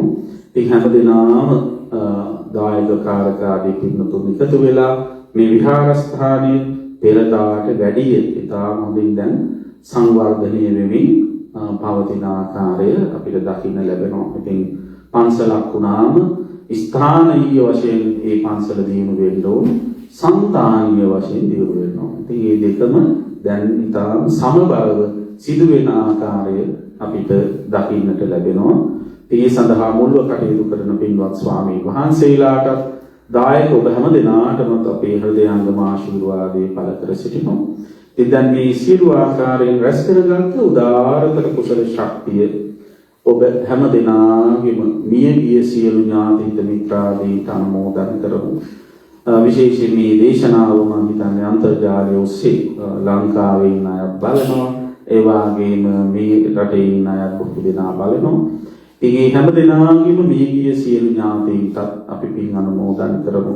මේ විහාර සංවර්ධනයේලා පුරෝගාමීව කටයුතු කරපු අභාව ප්‍රාප්ත දායක කාරකාදීට පින් පවරමු. විහාරස්ථානයේ වැඩ සිටල අපවත් වී වදාළ ස්වාමීන් වහන්සේලාත් සිටිනවා. ඒ උන්වහන්සේලාත් සිහිත නගාගෙන අපි පින් පවරමු. සියලු දෙනා පින් අනුමෝදන්ව සුවපත් වෙත්වා කියන අදහසින් ඥාතීන්ට පින් දෙමු. ඉදම්මේ ඥාතිනං හෝතු සුඛිතා හුන්තු ඥාතයෝ ඉදම්මේ ඥාතිනං හෝතු සුඛිතා හුන්තු ඥාතයෝ ඉදම්මේ ඥාතිනං හෝතු සුඛිතා හුන්තු ඥාතයෝ. ලෝකයන් සම්බුද්ධ ශාසනයන් සුරකින්න සියලු දෙවියෝ පින් අනුමෝදන් වෙත්වා. පින් අනුමෝදන් වන දෙවියන්ගේ දේවාශීර්වාදයේ රැකවරණය මේ පින්නතුන් හැම දිනාටම එකලසින්ම සලසත්වා. ස්වාමීන් වහන්සේලා හැම දිනා වහන්සේටත් විහාර සංවර්ධන සමිතියේ ගරු සභාපතිතුමන් පෙරටු කරගත් නිලධාරී මණ්ඩලය හැම දිනාටම මේ ගමනේදී අපිට උදව් උපකාර කරන පින්නතුන් හැමෝටම විශේෂයෙන් අපේ යහන්තුගොඩ මහත්මයා සාරංගා මහත්මිය ඇතුළු දරුවන්ට කපිල මහත්මයා කුඳු මහත්මිය ඇතුළු දරුවන් ඇතුළු හැමෝටම තිමා හැමදාම විශේෂයෙන් මතක් කරන දෙයක් තමයි මීට වසර ගණනාවකට කලින් මේ පන්සලේ හාමුදුරු නැති වෙලාවේ මම වැඩපු වෙලාවේ මගේ ආරක්ෂකය වුණේ අපේ ලින් මහත්තයා. සහ ඒ පරණ දායක පිරිසක් තමයි මේ ශාලාවේ ඇවිත් එළියේ මගේ ආරක්ෂාවට නිදාගත් මහා හීතලේ මාව ආරක්ෂා කරගනිමින් අප උපස්ථාන කරමින් කටයුතු කළා. ඒ අරුත කරදර තියෙන කාලේ. ඉතින් හැමෝම එකතු වෙලා මේ කටයුතු මෙලෙසින් සංවිධානය කරන්නේ. ඉතින් හැම දිනාටම දෙවියන්ගේ ආශිර්වාද රැකවරණ සලසත්වා දෙවියෝ පින් අනුමෝදන් වෙත්වා කියන අදහසින් පිළිගමු. එත්තාවතාච අම්හෙහි සම්භතං පුඤ්ඤ සම්පදං සබ්බේ දේවා අනුමෝදන්තු සබ්බ සම්පත්ති සිද්ධියා. එත්තාවතාච අම්හෙහි සම්භතං පුඤ්ඤ සම්පදං සබ්බේ දේවා අනුමෝදන්තු සබ්බ සම්පත්ති සිද්ධියා. එත්තාවතාච අම්හෙහි සම්භතං පුඤ්ඤ සම්පදං සබ්බේ දේවා අනුමෝදන්තු සබ්බ සම්පත්ති සිද්ධියා.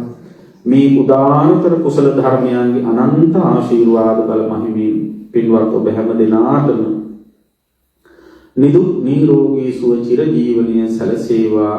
මේ සහභාගී වෙච්ච නියුක්ත මහ කොමසාරිස්තුමන් අපේ අපෝසුමැතිතුමන් ඇතුළු සෑම දිනාටම සියලු ශාන්තියම වේවා. හැමත හැකි තරම් ඉක්මනින් උතුම් අමා මහ නිවන් සුවමත් වේවා කියලා සාදු කියලා ප්‍රාර්ථනා